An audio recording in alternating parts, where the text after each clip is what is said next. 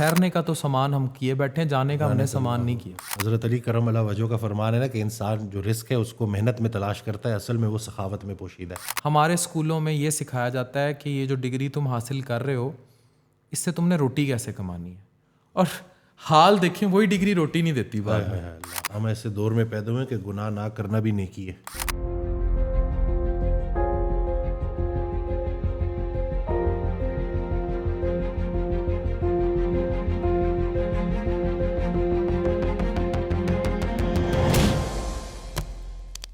अस्सलाम वालेकुम, नई एपिसोड के साथ आपकी खिदमत में हाजिर हूँ और आज की एपिसोड बड़ी स्पेशल है क्योंकि एक बड़ी स्पेशल शख्सियत हमारे साथ बैठी हुई है, किसी तारुफ के मोहताज नहीं है। और जो एक ख़ास उनका जो मेरे साथ जो मिलता जुलता तारुफ है वो ये है कि ये भी हज़रत वासिफ़ अली वासिफ़ रहमतुल्लाह के बहुत बड़े आशिक है।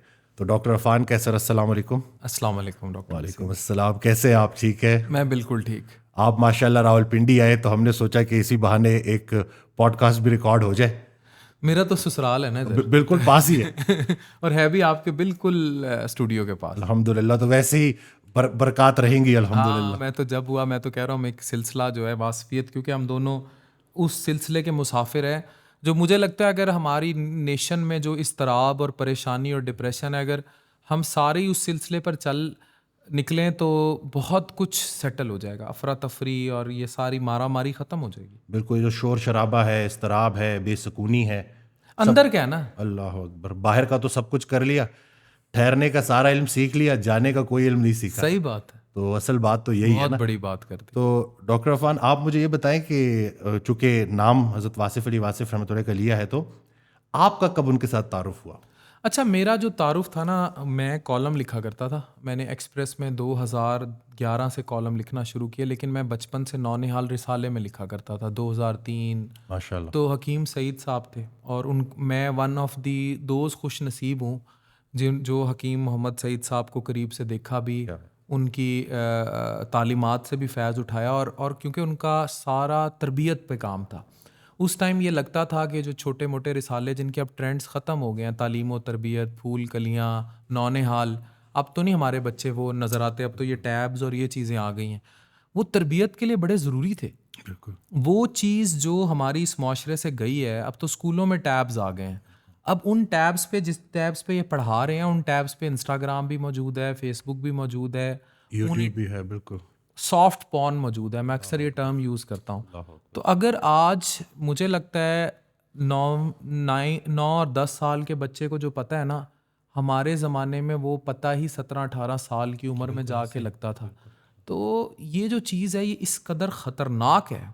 और अब जो कमिंग आर्टिफिशियल इंटेलिजेंस है, तो मैं एक जुमला अक्सर इस्तेमाल करता हूँ कि हम जितने वायरलेस हो गए हम उतने सोललेस भी हो गए, अल्लाह अकबर, वो कि हम उतने ही हमारी रूह हमारे अंदर से ख़त्म हो गई है। तो वो है दिल के लिए मौत, मशीनों की हुकूमत, बिल्कुल। एहसास मुरव्वत को कुचल देते हैं आलात। तो अब आप खुद सोचें, इतना मादियत का दौर है। अभी फैसलाबाद में एक बच्चे की कैरोटिड आर्टरी कटती है, ठीक है, डोर से। आप इमेजिन करें वो इतनी देर गर्दन पकड़ के खड़ा रहा। डॉक्टर वसीम, आप खुद डॉक्टर हैं माशाल्लाह, आप खुद बताएं, आज मैं लोगों को बताना चाह रहा हूँ कैमरे पे कि उस लड़के की जान ऑन स्पॉट भी बचाई जा सकती है। अब उसका हम तरीका बताते हैं। खुदा ना खास्ता ऐसा कोई वाकया देखें सड़क पे, तो यू नो दैट कि अगर पतंग से की डोर से उसकी कैरोटिड पड़ी है, उसके साथ जुगलर वेन्स पड़ी हैं, तो लाइकली जो इतना गश ऑफ ब्लड आया, इट मीन्स वेन नहीं कटी, आर्टरी कट गई है, कैरोटिड कट गई है। अब लोग क्या काम करते हैं, गर्दन के गिर्द ऐसे पकड़ के गले से बांध दिया। अच्छा, कोई गाड़ी नहीं रुकी, लोगों ने कपड़ा ला के ऐसी जहालत में, वो भी जब उसके गश आ रहे हैं कोई नहीं रोक रहा, तमाशबीनी की तरह इकट्ठे हुए जा रहे हैं। Nobody is aware. मादियत है ना कि भाई ये जो मर रहा है बेचारा, जा रहा है जान से, उसकी जान तो बचाएं। तो अगर वहीं प्रेशर टेम्पोनाट दे देते और उसको फौरन हॉस्पिटल पहुंचाते और उसको ब्लड मिल जाता, तो जान बच सकती थी। और इमीडिएटली फैसलाबाद जैसे शहर में था, ऐसा मुमकिन ही नहीं था, FIC करीब था, तो यकीनी तौर पर उसको वैस्कुलर सर्जन उसकी जान बचा सकता था। लेकिन वो सड़क पे जैसे गाय भैंस ज़िबा कर देते हैं और उसको फेंकी रखा। मुझे बताएं, इससे ज़्यादा मादियत और क्या होगी? इससे ज़्यादा बेहसी और क्या होगी? कोई गाड़ी नहीं रुकी, गाड़ी वो जा रही है इस तरह थोड़ी स्लो हुई अगलों है, को अपनी अफ्तारियों की पड़ी होगी, कोई नहीं रुका। तो किसी का अगर अपना बेटा इस तरह ज़िबा हुआ पड़ा हो सड़क पे, तो क्या वो गाड़ी नहीं रोकेगा? हम लोग इस कदर मादियत परस्त हो चुके हैं। तो डॉक्टर वसीम, मैंने तो आपकी ऑब्वियसली जर्नी देखी, आपको पता है कि पेशावर के जिन जिम्स में आपने किस तरह 2-2 3-3 हज़ार में आप 2-2 3-3 लोगों को ट्रेन करा के आप यहाँ आज आप और मैं लाइफ में सब कुछ अचीव किए बैठे हैं। लेकिन मुझे ज़ाती तौर पर लगता है कि वही वाली बात है कि ठहरने का तो सामान हम किए बैठे हैं, जाने का हमने सामान नहीं किया, तो हमने कुछ अचीव नहीं किया। ये जिसको ये दुनिया शोहरत कहती है, दौलत कहती है, अगर वासफियत पढ़ लें तो वो तो सबसे बड़ी गुर्बत है, सबसे बड़ी फ़कीरी ही वो चीज़ है जिसके हसूल में आपने और मैंने पूरी ज़िंदगी लगा दी। बिल्कुल ऐसी है जी, अल्लाह अकबर। तो एक चीज़ जो मैं इसमें ना ऐड करता चलूँगा, आपने जिस तरह ये मादियत की बात की, मादियत परस्ती की, मटेरियलिस्टिक हो गए हैं लोग, क्या किया जाए? क्योंकि इतना कंटेंट है, लोग एक दूसरे से मुकाबला कर रहे हैं, बेहतर गाड़ी की तरफ, बेहतर घर की तरफ। तो अब तो मेरे ख्याल से बात इतनी बढ़ चुकी है, तो इन नौजवानों को कैसे समझाया जाए कि भाई असल कामयाबी ये नहीं है। मेरे पास अक्सर लोग, जब मैं कोई वीडियो बनाता हूँ तो उसके ऊपर कमेंट करते हैं कि नहीं, पैसा इतनी बुरी चीज़ नहीं है। बिल्कुल बुरी चीज़ नहीं है, लेकिन पैसा अपने साथ अगर कोई इस्लाह करने वाला ना हो तो बहुत सारी बीमारियां लेके आता है। तो इसको कैसे, क्योंकि आपके ऊपर भी जिम्मेदारी है, आपकी बहुत ज़्यादा रीच जाती है, बहुत सारे लोग सुनते हैं, तो क्या किया जाए कि अपने आने वाली नस्ल को इस चीज़ से मोहतात किया जाए कि ठीक है पैसा कमाना है, लेकिन अगर पैसा कमाने के बाद खर्च करने की हिम्मत नहीं है तो उससे बड़ा अजाब कोई नहीं होगा। तो इसके ऊपर ज़रा रोशनी डालें कि क्या किया जाए। डॉक्टर वसीम, आपने खुद भी देखा है, एक्चुअली पैसा तो ज़रूरी है, मतलब इस बात से तो डिनाई नहीं किया जा सकता कि एक बेसिक नेसेसिटी सर्वाइव करने के लिए आप, आपकी फैमिली और बच्चे, पैसा ज़रूरी। लेकिन पैसे की हवस ज़रूरी नहीं है, लालच ज़रूरी नहीं है, अंधा हो जाना ज़रूरी नहीं है। हमारे यहाँ सबसे बड़ा प्रॉब्लम क्या है? हमारी जो सोसाइटी है क्या कर रही है? वो ये कर रही है डॉक्टर वसीम कि वो बच्चों को पैसे की खातिर बाहर भेज देती है। 35-35, 40-40 साल तक उनकी शादियाँ नहीं होती, और यहाँ शादी कर देते हैं तो हालात की वजह से कश्मीर भरा पड़ा है इससे। मेरे इतने केस मैं देखता हूँ, मेरे ख्याल से 70% आज़ाद कश्मीर में जो उनके मर्द हैं वो बाहर हैं, 5-5 साल से वापस नहीं आए, और लेबर क्लास है दुबई में, सऊदी अरब में 10-10, 11-11, 15-15 लाख रुपए वीज़े पे खर्च के वो बाहर चले जाते हैं। 5-5, 6-6 साल फिर वो वापस नहीं आते, ना बीवी की शक्ल देखते हैं ना बच्चों की, अपने माँ बाप के जनाजे वो कैमरों पे देखते हैं। तो उनको उस घन चक्कर में फंसा दिया गया है। अब इट्स नॉट ज़रूरी कि हर बंदे के पास महंगा फ़ोन हो, बिल्कुल, गाड़ी हो, घर हो अपना, DHA में प्लॉट हो, बहरिया टाउन में प्लॉट हो, ये ज़रूरी नहीं है।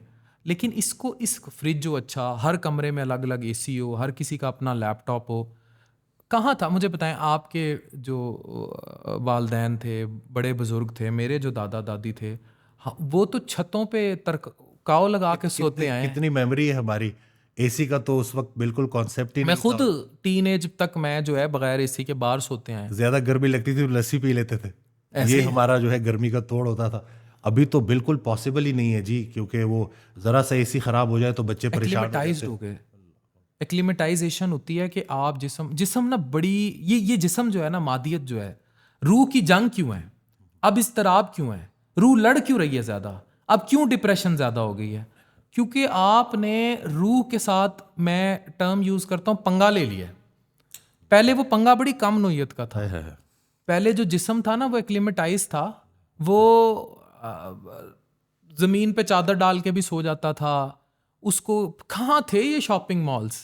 आज से 30 साल पहले ये खाड़ी, ये बाकी सारे ब्रांड्स ब्रूंड्स, ये कहाँ थे? अब तो ऐसी दौड़ है, ऐसी दौड़ है। अजाब भी लगता है कभी कभी, तो कहना नहीं चाहिए लेकिन जो हकीकत है, मैं तो जैसे आपने कहा ना, मैं ये कहता हूँ रूह चीख मार देती है। बिल्कुल वही वाली बात एंग्जाइटी है। है ना, कि चीख मार दी थी कि बस इनफ हो गया है, इस तरतीब पे नहीं चलना। ये तुम किस तरफ जा रहे हो? दुनियावी ख्वाहिशात तुम्हें कब्र के अजाब तक, जहन्नुम के अजाब तक ले जाएंगी। कोई बताने वाला नहीं है, कोई समझाने वाला नहीं है। किसी ने हज़रत वासिफ अली वासिफ रहमतुल्लाह से पूछा कि कितनी दुनिया बनाओ, तो उन्होंने जवाब दिया जितना छोड़ने पर राजी हो। तो अब ये देख ले कि छोड़ने पर राजी है कि नहीं है। इकट्ठा इतना कुछ कर लिया है, और हकीकत यही है कि एक सांस की मार है इंसान, वो आखिरी लम्हा आता है फिर उसको रियलाइज़ होता है। मैंने उस दिन एक हदीस कुदसी पढ़ी, तो उसमें भी यही है कि आखिर में आके बंदा जब देखता है ना कि उसका वो टाइम आ गया, तो फिर वो अपने बैंक बैलेंस को देख के कहता है कि यानी कि जो भी उसने जमा किया है कि अब मैं ढेर सारा खर्च करता हूँ, तो उस वक्त अल्लाह की आवाज़ आती है अब कोई फ़ायदा नहीं। तो ये अपनी लाइफ में ही जो भी हासिल किया है उसको खुशी खुशी तकसीम करेंगे तो मेरे ख्याल से बात बढ़ेगी। इस फार्मूले से हटेंगे तो अजाब अच्छा, ही मैं अजाब आपको मज़े की बात बताऊं, मुझे ना एक दफ़ा एक होटल चेन है, एक यंग सा लड़का है, 36-37 साल का। मैंने ना बाहर वो खाना खिलाते थे, मैंने ऐसे ही उनकी एक वीडियो सी बना दी, उसको पता भी नहीं, मैंने होटल के बारे मुझे पता भी नहीं था होटल कौन सा है। अच्छा, वहाँ मैंने कहा कि देखें ये खाना वेस्ट नहीं करते, ये इतने ज़्यादा कतार में लोगों को बाहर शाम को खाना खिला देते हैं। अच्छा, मुझे वो वीडियो मिलियंस में वायरल हो गई। मुझे उसके बाद ना इधर उधर से राब्ते शुरू हो गए कि खाना जो था ना वो बचा हुआ से भी ज़्यादा वो खुद और ऐड ऑन करके बना के बेचते थे, तो वो आपसे मिलना चाहते हैं। I was offered some big financial amount too, जो स्पॉन्सरशिप लोग करते हैं, जो मैं ताहाल तो बचा हुआ हूँ उस चीज़ से। तो when I met that person, उस लड़के से, तो उसकी जो मैंने उसको डिस्क्लोज़ अभी तक नहीं किया क्योंकि मेरी उसके साथ कोई इस तरह अंडरस्टैंडिंग नहीं थी कि मैं उसकी चीज़ें बता दूं। तो उसने अपनी होटल्स की जो चेन्स है उसमें अपने वालिद और वालदा की तस्वीर लगाई हुई है, और जो रेसिपीज़ बना के बेच रहा है अपने होटल में, उसमें 80% रेसिपीज़ उसने अपनी माँ से सीखी हैं किचन में, घर में। और वो ये कहता है कि अगर मेरा कोई जानने वाला आ जाए ना, उसका 20,000 या 30,000 का बिल है जो होटल के अंदर है, कहता है अगर उसको मैं 5,000 का भी कंसेशन कर दूं ना तो वो मुझे गले पड़ता है, वो मेरे लॉस में आता है। बाहर जो आवाम बैठी है जिसे मैंने डेली शाम को अफ्तारी करानी है या खाना खिलाना है, उनको मैं 5 लाख की भी अफ्तारी करा दूं, वो मेरे नेट बिजनेस में मल्टीप्लाई होकर आती है, मुझे नुकसान नहीं। अल्लाह अकबर। ये तो बिल्कुल हज़रत अली करम अल्लाह वजह का फरमान है ना कि इंसान जो रिस्क है उसको मेहनत में तलाश करता है, असल में वो सखावत में पोशीदा है। ये तो ट्राइड एंड टेस्टेड चीज़ें हैं जी। अल्लाह की दर्जी वो फिर आपको ऐसे मल्टीप्लाई करता है। और सबसे बढ़कर वो जो सुकून मिलता है कि जब आप किसी की हेल्प कर रहे हो। अभी आज सुबह ना मैंने ऑडियो लगाई हज़रत की, तो मेरे साथ एक अजीब काम होता है ना, आप भी शायद इससे रिलेट कर सकें। मैं कोई भी बात सुनता हूँ ना तो उसका मुशाहिदा उसी दिन ही ना पेशेंट की शक्ल में हो जाता है या उससे अगले दिन। तो आज की ऑडियो में ना हज़रत वासिफ़ अली वासिफ़ रहमतुल्लाह से किसी ने पूछा कि आम इंसान कौन है और ख़ास इंसान कौन है। तो उन्होंने कहा आम वो है जो तकलीफ़ पे सब्र करे, ख़ास वो है जो तकलीफ़ पे शुक्र करे।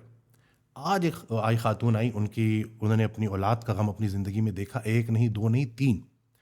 तीसरी दफ़ा जब भी हुआ ना तो कहते हैं मैंने वज़ू किया, मैं सजदे में गिर गई और मैंने सजदा शुक्र अदा किया कि या अल्लाह तूने मुझे चुन लिया, मैं तेरे फ़ैसलों पर राज़ी हूँ, और मैंने शुक्र किया। जब उन्होंने ये बोला ना, मेरी तो हालत कि या अल्लाह ये किस मुकाम पे तकलीफ़ इनको पहुंचा देती है कि एक एक इतनी बड़ी मतलब वालदैन का जो गम है ना वो एक फ़ितरी अमल है, औलाद का गम एक गैर फ़ितरी अमल है। कोई स्मॉलेस्ट भी coffins are heaviest to carry. तो वो तीन, और फिर उसके बाद वो कह रही हैं कि जब तीसरी दफ़ा ये हुआ ना तो मैंने कहा कि वो हदीस है ना कि अल्लाह उस बंदे को जिसको भी पसंद करता है उसको बड़ी तकालीफ से गुजारता है, आजमाइशों से गुजारता है। तो मुझे एक राजी आवाज़ हो आई गई कि मैं मैं कि राजी अल्लाह ने की, मुझे चुन सजदा कर लिया, सजदा शुक्र किया मैंने। उन्होंने जिस कन्विक्शन से यह बात बोली ना तो मैं सोच में पड़ गया कि अब ये औरत है कि जो तकलीफ से गुजर कर अल्लाह के करीब हो गई है, और दूसरी तरफ वो लोग हैं जिनको अल्लाह ने कितनी नेमतें दी हुई हैं और वो गिला कर रहे हैं। और ये गिला जो है ना ये ज़िंदगी में अगर किसी के आ जाए ना तो वो ऐसे वसवसे लेके आता है। ये तो अच्छा, मैंने ये देखा। हमारी जो माशरे में औरत है ना आजकल की, उसके अंदर जो नाशुक्री आ गई है ना। मर्द जो है ना हमारे माशरे का, वो मादियत पसंद है, पर वो मादा पसंद ज़्यादा है। है अल्लाह लेकिन जो हमारे माशरे की औरत है ना, वो रियल टाइम मादियत पसंद है, वो नर पसंद नहीं रही। ठीक है, अगर वो नर पसंद हो तो 60 साल के बूढ़े का माल देखकर उस पर डुल्ली ना हो। मतलब आई एम सॉरी टू से, हमारे यहाँ अच्छी भली खूबसूरत जवान लड़की जो है वो किसी 40-50 साल के शख्स से दूसरी या तीसरी शादी करने पे ज़्यादा हैप्पी है, एंड इट इज़ रियलिटी। बिल्कुल ऐसे मैं वो ज़्यादा खुश है कि वो किसी 40 या 50 साल के स्टेबल पैसे वाले शख्स से दूसरी शादी या तीसरी शादी करे, बनिस्बत वो एक किसी नौजवान लड़के से शादी कर ले जो अभी स्टेबल नहीं है या स्ट्रगल कर रहा है।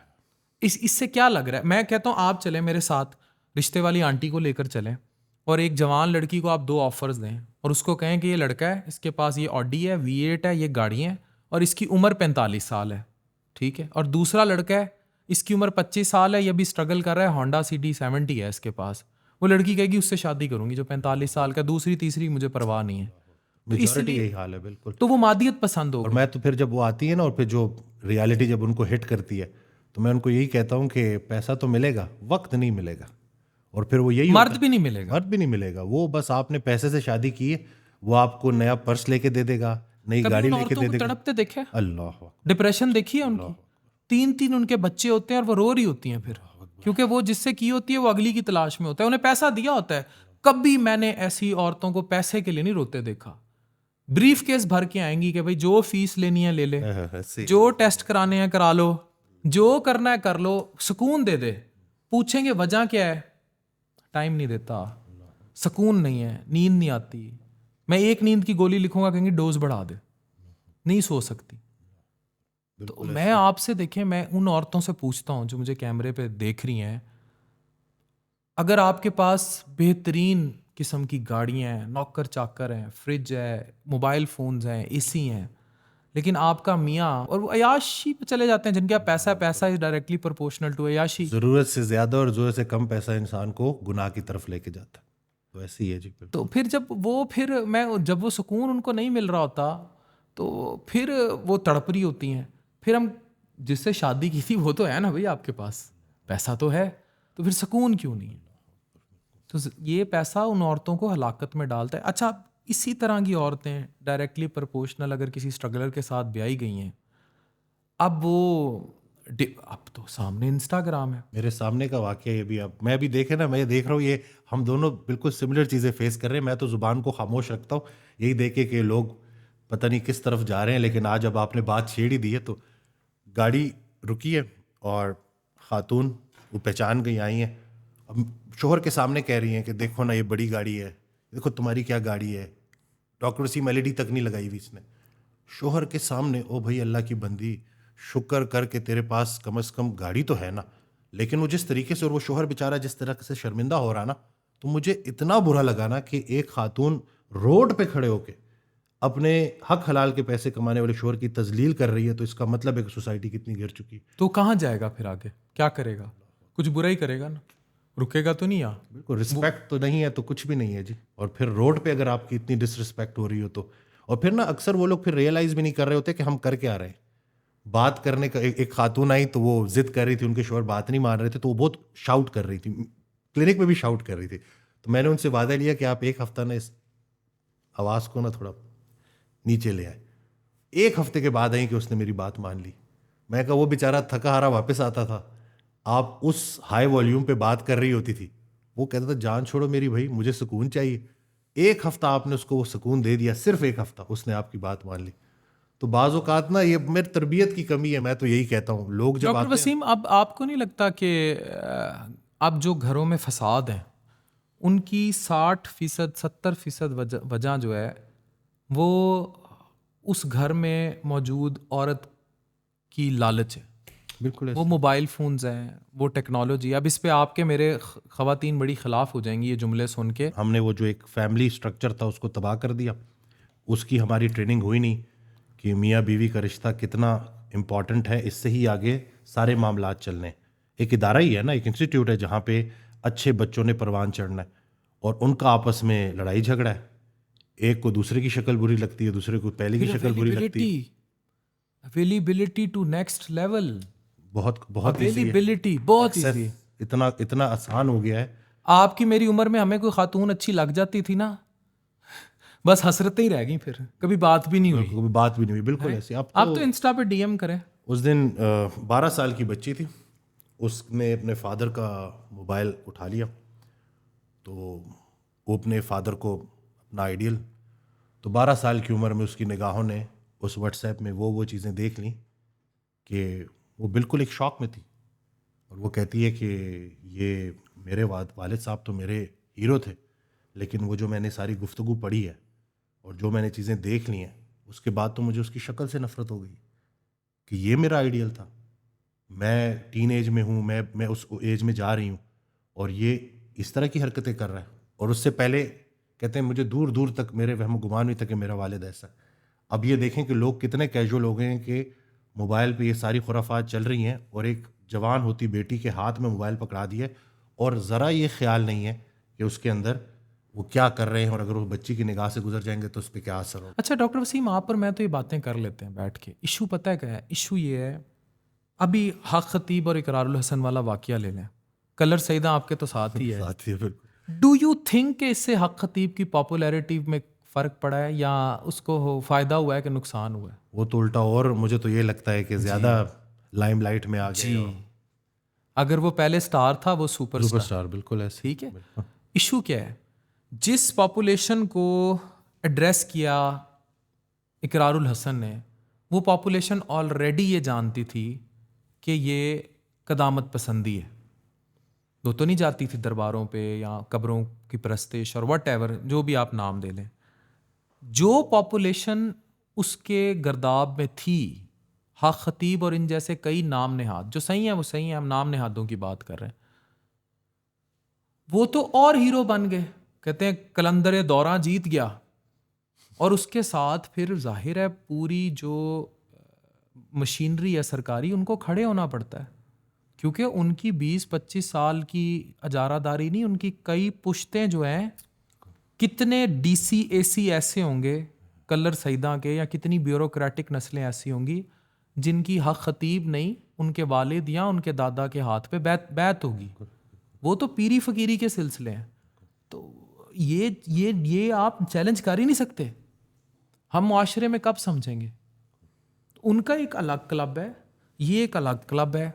ये बिल्कुल देखें, अब आप इवन हमारी पॉलिटिकल लेवल पर देख लें, लोग तो कपड़े उतारने में मिनट नहीं लगाते, किसी को नहीं बख्श रहे, किसी को नहीं सामने आने दे, किसी को नहीं बख्श रहे। कीबोर्ड वॉरियर्स, ये कीबोर्ड वॉरियर्स रहे नहीं वसीम भाई। अब प्रॉब्लम पता है क्या है? आप और मैं तो इतने अरसे से डिजिटल मीडिया में है ना, अब बूट्स वाला मामला भी नहीं रहा। चाहे पॉलिटिकल पार्टीज हों, चाहे अंडरवर्ल्ड हो, सोशल मीडिया के ऊपर अब सेल्स बने हुए, स्लीपर सेल्स। ये उसी तरह का डार्क वेब का अंडर नेटवर्क है, ये जो मैं बहुत बड़ा इंकशाफ करने चाह रहा हूँ, क्योंकि मेरी उन लोगों से बिल मुशाफा मुलाकातें हैं और मैंने उन लोगों को ऐसे काम करते देखा है। अब उनके लिए कोई मसला नहीं है कि आप उन्हें एक वीडियो फराहम कर दें, लगे हुए हैं ना कैमरे, बड़े बड़े लोगों के कमरों से कैमरे निकल रहे हैं। मैं तो कहता हूँ आप और मैं अपने बाथरूम में भी नहाते महफूज नहीं है, तो उनके हवाले कर दें। They know how to make them a trained in 3 hours और 4 आवर्स। मुझे कहा गया, बड़ी दफ़ा ये ऑफ़र दी गई कि डॉक्टर अफान आप 3 लाख दे दें, 4 लाख दे दें, हम आपको 4 घंटे के लिए ट्विटर पे ट्रेंड कर देते हैं, doctor Afan best doctor of Pakistan. बड़ी दफ़ा कहा डॉक्टर अफान बेस्ट इंटेलेक्चुअल, जो मर्जी मैं चाहूँ। और अच्छा चलें वही 4 लाख किसी के ख़िलाफ़ दे दें, वो दे दें तो हम उसके ख़िलाफ़ आप ट्रेंड करवा देंगे, कुछ भी करवा देंगे।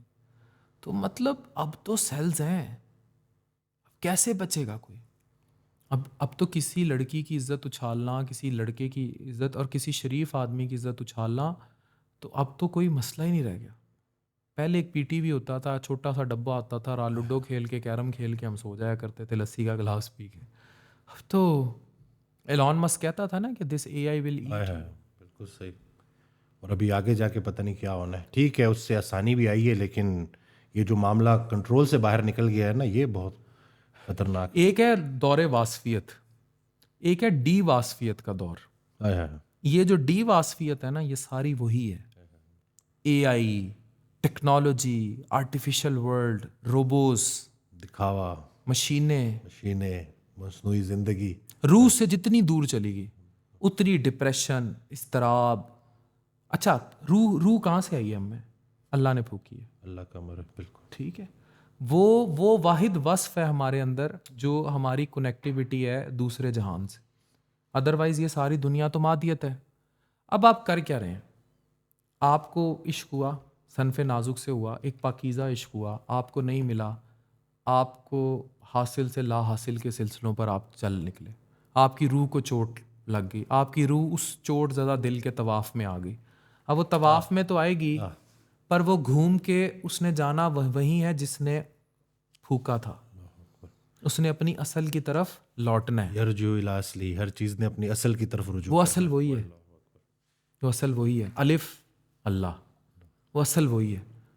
लेकिन आपने उस असल को इतनी तकलीफ दे दी है, इतनी तकलीफ दे दी है इस मादियत के दौर में।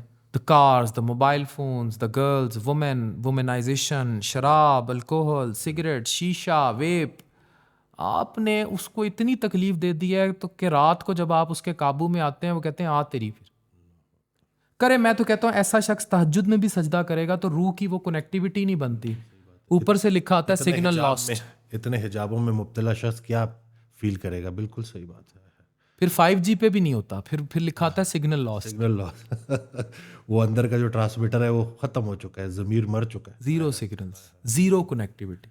फिर कहते हैं कि हम अल्लाह से दुआ मांगते हैं, अल्लाह मियाँ दुआएं मुंह पे मार देता है। मैं कहता हूँ ये तो चपेड़ों के साथ आनी चाहिए मुंह पे, जो कुछ हम करते फिर रहे हैं। हम ऐसे दौर में पैदा हुए कि गुनाह ना करना भी नेकी है।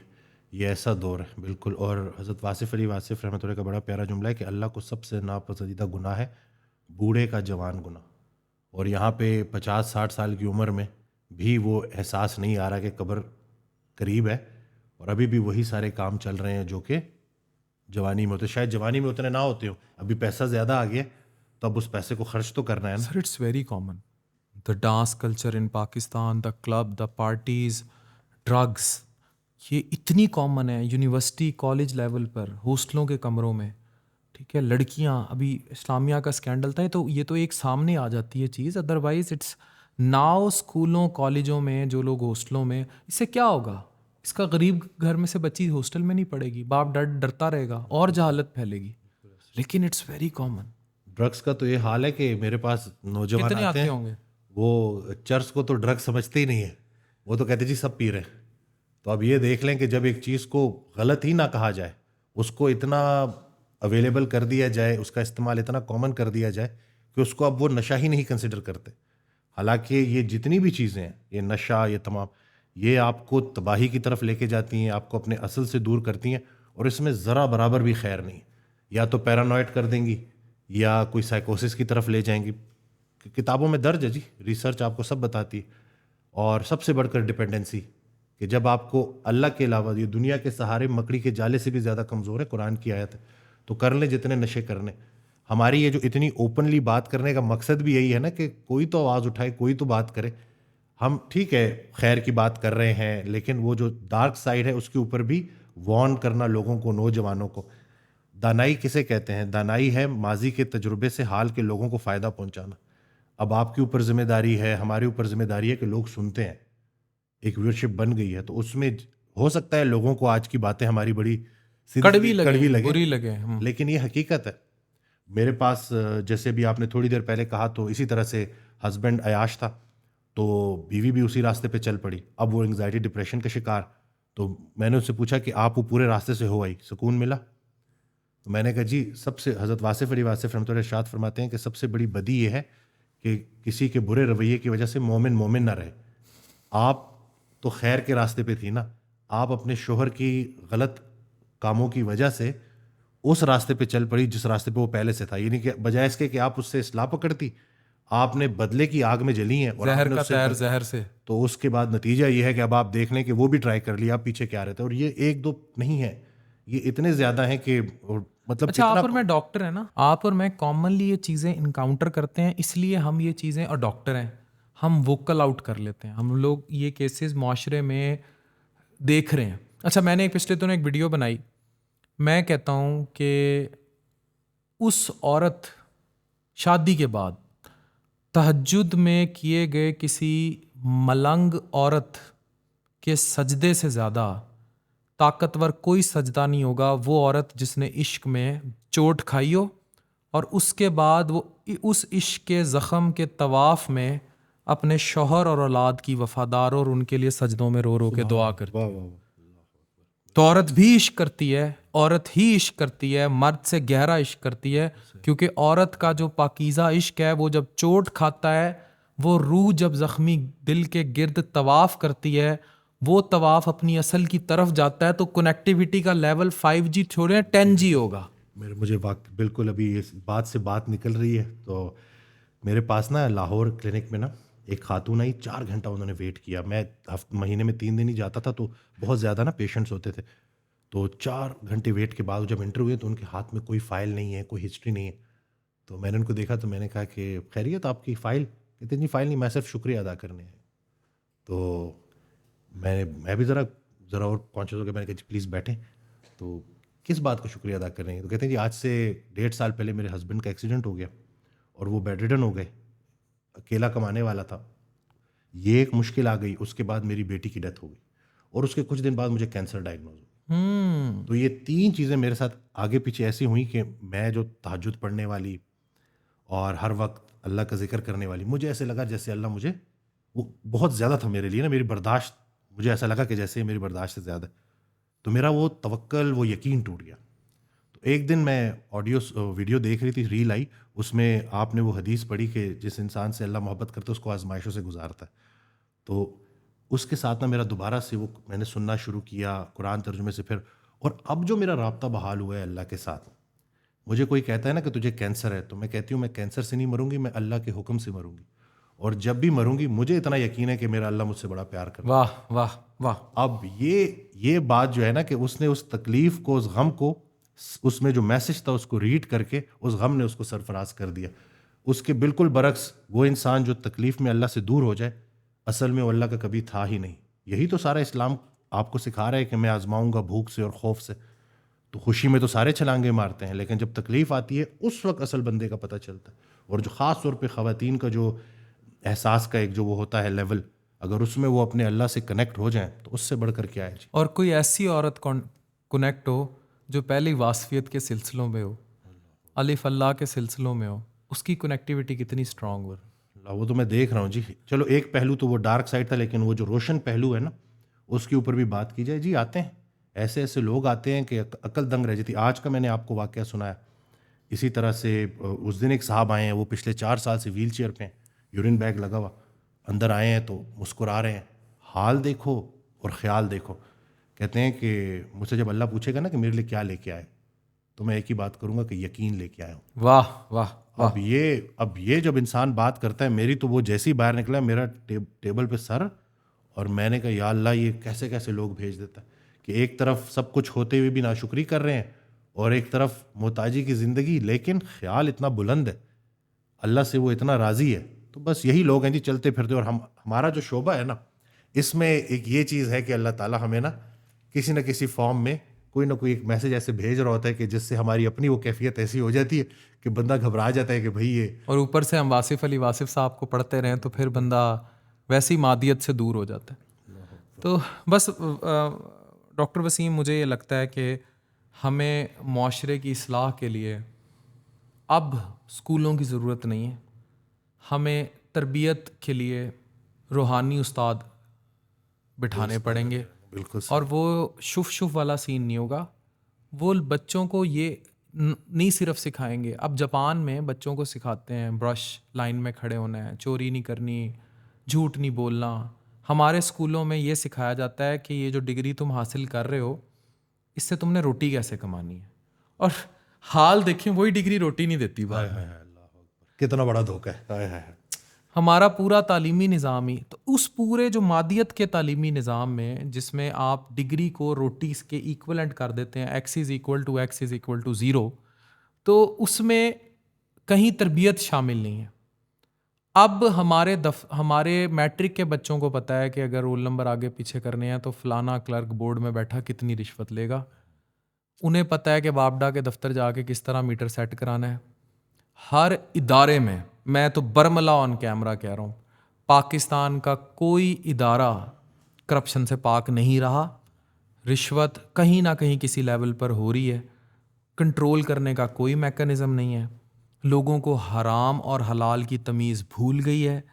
लोगों को बिल्कुल कॉन्सेप्ट नहीं रहा। मैं जानता हूँ रोज़ों में बैठ के रिश्वत लेते हैं, रोज़ों में बैठ के झूठ बोलते हैं, रमज़ान में झूठ बोलते हैं, हर तरह की करप्शन करते हैं। जो ये कर सकते हैं करते हैं, नहीं बख्शते। हर इदारा, कोई ये कहे कि मैं करप्शन फ्री हूँ तो मुझे लगेगा पाकिस्तान में नहीं है। पेट में आग डाल रहे हैं तो सुकून कहाँ से मिलेगा जी। बच्चों को भी खिला रहे हैं, बड़ों को भी खिला रहे हैं, और उसमें वजह यही है कि ये अच्छे से अच्छा मोबाइल चाहिए, अच्छे से अच्छी गाड़ी चाहिए, ब्रांड्स की दौड़ ना।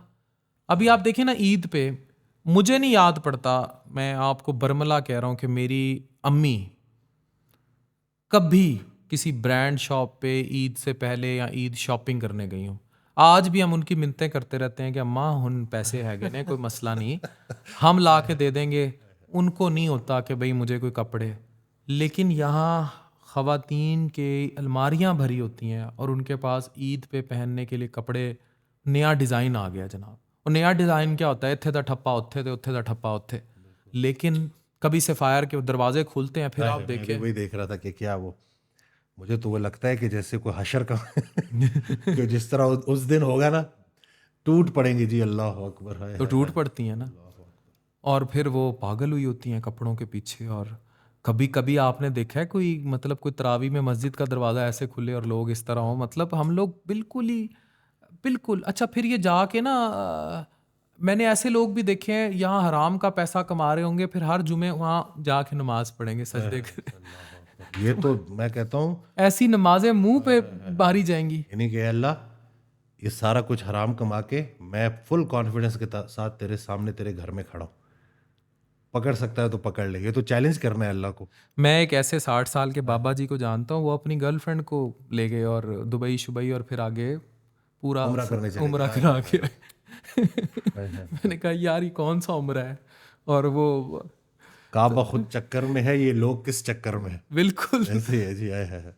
तो ये, और हमने देखे हैं लोग, ये हमारी सोसाइटी के लोग हैं, लेकिन लोगों को नहीं शर्म आती, लोगों को नहीं समझ आती। वो यही है ना कि वो भी तो यही कर रहा है। अक्सरियत कभी भी किसी चीज़ की दलील नहीं बन सकती। हम कभी भी ये नहीं कह सकते कि सारे शराब पी रहे थे तो हमने भी शराब पी ली, सारे जना कर रहे थे तो हमने भी जना कर लिया। फिर अल्लाह ने कहना है सारे जहन्नुम में है, तुम भी जहन्नुम में जहन्नुम चले में जाओ। जाओ। और कब्र में अज़ाब तो इंडिविजुअल रखा है ना अल्लाह मियाँ, इसीलिए आपको दुनिया पे लाया भी नंगा, लेके भी नंगा जाएगा। हिसाब करना है, हिसाब के टाइम तो नहीं वो आएंगे। ये जो आपकी क्लब डांस पार्टी हो रही है उस टाइम तो नहीं फिर। और मैं देखता हूँ कि मैंने एक चीज़ नोट की है कि अक्सर लोग कहते हैं ना कि अवलिया अल्लाह, इनका जो मुकाम, जो बहुत सारे लोगों को क्लैरिटी नहीं होती, इनकी जो महफिल होती हैं, इनकी जो गुफ्तगू होती है, उससे आपका रुजू चेंज हो जाता है। पहले वो इंसान जो कि इसी तरह बेबाक किस्म का इस तरह की महफिल में जाता था, अब उसका दिल ही नहीं करता। वो बेहतर महसूस करेगा अपनी तन्हाई को, वो तन्हाई ही आशनाई है, तो उसमें अल्लाह के साथ अपना कनेक्शन स्ट्रॉन्ग करेगा, फजूल की इस तरह की चीज़ों से दूर भागेगा। और बिल्कुल वो जैसे एक मुसाफिर का स्टे नहीं होना चाहिए इस दुनिया में। रसूलुल्लाह सल्लल्लाहु अलैहि वसल्लम की हदीस है कि मोमिन के लिए दुनिया जो है वो कैद खाना है और काफिर के लिए जन्नत है। तो कैद खाने की सबसे बड़ी निशानी यही है कि जब भी उसका दरवाज़ा खुले तो बंदा खुशी खुशी उससे बाहर निकल जाए। जो लोग इसको जन्नत बना बैठे हैं ना, अयाशियाँ कर रहे हैं, तो वो जो मर्जी कर लें, वो अंदर जो है ना, वो गाफिल की आंख तब खुलती है जब बंद होने वाली होती है। ज़बरदस्त बात। तो वो आखिर में जो है ना, वो आपको जब लास्ट आपकी सांसें चल रही हैं और उस वक्त जब आपको वो एहसास हो, तो उससे बेहतर नहीं है कि इंसान अभी ही अल्लाह के हुक्म से अपनी इस्लाह कर ले और ज़रा अपने ख्याल को जो है अल्लाह के साथ लगा ले, और फिर देखे कि कितना सुकून मिलता है। किसी भूखे के पेट में खाना पहुंचाने से जो सुकून मिलता है, दुनिया की किसी अयाशी से नहीं मिलता। बहुत प्यारी बात। कोई एक इंसान, मैंने उस दिन एक रसूलुल्लाह सल्लल्लाहु अलैहि वसल्लम की हदीस पढ़ी जिसका मफहूम है कि रसूलुल्लाह सल्लल्लाहु अलैहि वसल्लम इरशाद फरमाते हैं कि मेरे नज़दीक मैं 1 महीना मस्जिद नबी में इतिकाफ़ में बैठूं, इससे बेहतर है कि मैं किसी एक इंसान का दुख दूर कर दूं। यानी कि किसी एक इंसान को अगर आपने कोई आसानी पहुंचा दी, हम तो अपनी निगाहों से, अपने माल से लोगों को नुकसान में पहुंचा रहे होते हैं। अगर हम दूसरों की इज्जत पे नज़र डाल रहे हैं तो हमारी इज्जत किसके हवाले? वो हज़रत वासिफ़ अली वासिफ़ रहमतुल्लाह का बड़ा प्यारा जुमला है कि आंख का आदिल वो है जिसे दूसरे की बेटी में अपनी बेटी नजर आए। वो एक वाकया वो लिखा उन्होंने, वो ऑडियो में इरशाद फरमाया, गुफ्तगू में भी वो मेंशन है कि एक शख्स था बड़ा अयाश, तो बदल गया, नेक हो गया। लोग गए उसके पास कि क्या हुआ? कहते जी बस मुझे पीर मिल गया, और पीर भी कामिल मिल गया। तो पूछा कि कहाँ मिला पीर? कहते मेरे घर बेटी पैदा होगी, जब से मैंने बेटी का मासूम चेहरा देखा है, मैंने उससे वादा किया है कि आज के बाद तेरा बाप कोई कबीरा गुनाह नहीं करेगा। तो जो हज़रत वासिफ़ अली वासिफ़ रहमतुल्लाह इरशाद फरमाते हैं कि जब बेटी को रुखसत करते हो ना, तो जहेज़ में ये भी दिया करो कि जब से तू इस दुनिया में आई है, तेरे बाप ने कोई बड़ा गुनाह नहीं किया। तो ये वो एक और ऑडियो में बड़ा प्यारा उन्होंने ना, ये तो पर्दे के ऊपर हर कोई जोर दे रहा होता है कि सारी औरतों को छुपा दो ताकि मर्दों को नज़र ही ना आए। हकीकत यह है कि जब मर्द बाहया हो जाएंगे, औरतें भी बापर्दा हो जाएंगी। मसला सारा यही है कि नज़रों को नीचे नहीं रख रहे। ना आँख की हया है तो फिर ना जिस्म की तो हया वो है। जाहिर सी बात है, जितनी डिमांड है, सप्लाई है, औरत की भी अंदर अल्लाह ने ये चीज़ रखी है। वो जो औरत को पर्दे का हुक्म है ना, वो इसलिए नहीं है कि जो है वो लोग मर्दों की नज़रों से बची रहे। मुझे जब ये बात पता चली ना, तो मुझे बड़ी ना जोर की लगी कि यार हम तो कुरान को सही उससे समझ ही नहीं सके। औरत के अंदर ना बन ठन के ना और तैयार होके और अप्रिसिएशन लेने की और अपनी तारीफ सुनना चाहती है। कोई कितनी प्यारी लग रही है, कितना देखिए ना अब इंस्टा पे क्या कुछ हो रहा है। ठीक, अब ये है इस्लाम आपको इस चीज से बचा रहा है, क्योंकि ये खतरा आपके अंदर मौजूद है जो आपको तबाही तक लेके जाएगा। औरत की तारीफ होगी वो और करेगी। और करेगी। अपनी तारीफ अपने मुंह से करना ना ये अजाब है और दूसरों से सुनना बीमारी है। तो वो एक खातून को अगर इसी की आदत लग गई तो उसका नस्बुल ऐन क्या रहेगा, उसका जो है मकसद हयात क्या रहेगा, वो तो सारी ज़िंदगी इसी में गुजार देगी। और फिर ऐसी औरत की जो औलाद होगी वो भी इसी तरह से, मतलब वो जो एक रूहानी तौर पे मफलूज होगी, प्रॉपर तरीके से सर्व नहीं कर पाएगी। माँ का बड़ा रोल होता है जी। बिल्कुल माँ, बिल्कुल बिल्कुल। माँ अगर दरवेश है, तगड़ी है, तो वो बच्चा जो है वो देखें कैसे फिर आके ऐसे ऐसे काम करता है। जितने भी आपको जो लोग मिलेंगे आप हिस्ट्री उठा के देख लें, उधर बात जाएगी कि वालदा की तरबियत। अब्दुलसत्तार ईदी, छोटी उम्र से माँ ने कहा कि ये एक तेरे लिए, एक दूसरे को दे देना। वो चीज़ छोटी उम्र से ऐसी बैठी कि आगे तक आखिरी सांस तक आप इवन देखें, आप बॉलीवुड की या कहीं फिल्मों में डिपिक्शन दे दें, देख लें कि कोई धंधा छोटा नहीं होता। ठीक है, वो दिखाते हैं कि माँ ही बताती है कि what you have to do in your life. तो और हमारे यहाँ क्योंकि पेरेंटिंग नहीं है, माँ की ही इस्लाह नहीं है, गोद में दूध पिला रही होगी, वहीं यूट्यूब पे उसने कुछ ना कुछ खोला होगा। तो क्योंकि वो सारा तो रिवॉल्व उसी के गिर्द हो रहा है। तो वो आपने बड़ी प्यारी बातें कही कि जब तक माँ की इस्लाह नहीं है मुआशरा कैसे सही होगा, मुआशरा नहीं सही होगा। अगर माँ ही लगी हुई है इधर उधर और मादियत पसंद है और वो सारा कुछ ये देख रही है और टोटल वो उसका ध्यान भी टोटल उस तरफ चला गया, तो फिर जाहिर है औलाद भी वैसी है। मुझसे वो जो है ना एक बच्चे ने पूछा कि वीआईपी का मतलब क्या है। तो मैंने कहा कि वीआईपी वेरी इंपॉर्टेंट पर्सनैलिटी। तो कहते यू मीन रिच। तो मैंने कहा इस छोटे बच्चे की ना जहन में ये है कि वीआईपी वही है जिसके पास पैसा है। तो मैंने कहा कि रिच कौन है? कहते क्रिस्टियानो रोनाल्डो, उसके पास बड़ी गाड़ियाँ हैं। अब ये छोटा बच्चा अगर ये बातें कर रहा है तो आप देख लें कि वो बातें उस बच्चे तक तो नहीं आ रही, वो तो कहीं और से आ रही। रिस्पॉन्सिबल कोई और है जो उसे दिखा रहा है, जो उसको बता रहा दिखा रहा है, जो बता रहा है। तो ये जहन है, उसे साजी फिर है। पैसा चाहिए, राइट लेफ्ट नहीं देखेगा, और वो टीन एज में ही उसको हलाल शुरू से हराम ही नहीं बता देखेगा। देना। अच्छा, यहाँ आज आप देखें ना, आपको जिम में इतने बच्चे मिलते होंगे टीनेज, आप किसी टीनेजर को ना, उसको कोई राइट लेफ्ट रूट का नहीं पता। उसको नहीं पता कि मैंने तालीम हासिल करनी है या मैंने मेरे क्या गोल्स हैं। वो एक ही गोल बताएगा, पैसा कमाना है बहुत सारा, पागलों की तरह। इसीलिए ये अब जब जो कोर्सेज कराते हैं ई कॉमर्स या ये वो, आप देखें लोग पागल हुए फिर रहे हैं।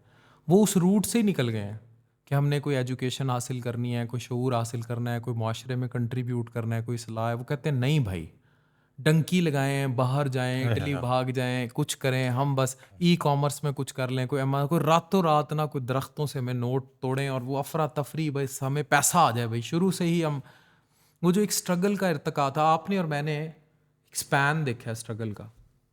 ठीक है, हम छोटी मोटरसाइकिलों, गाड़ियों और फिर सिविक तक सफ़र किए हैं, तो वो और अब इससे ऊपर जाने को दिल भी नहीं करता। उसकी रीज़न ये है कि मुझे लगता है सब पूरा हो गया। तो वो जो हमने एक स्पैन, वो स्पैन माइनस हो गया है। जो स्ट्रगल का स्पैन है ना, नथिंग इज रातों रात। जज्बा माइनस हो गया है। बड़ी कामयाबियां बड़ी देर के बाद मिलती है।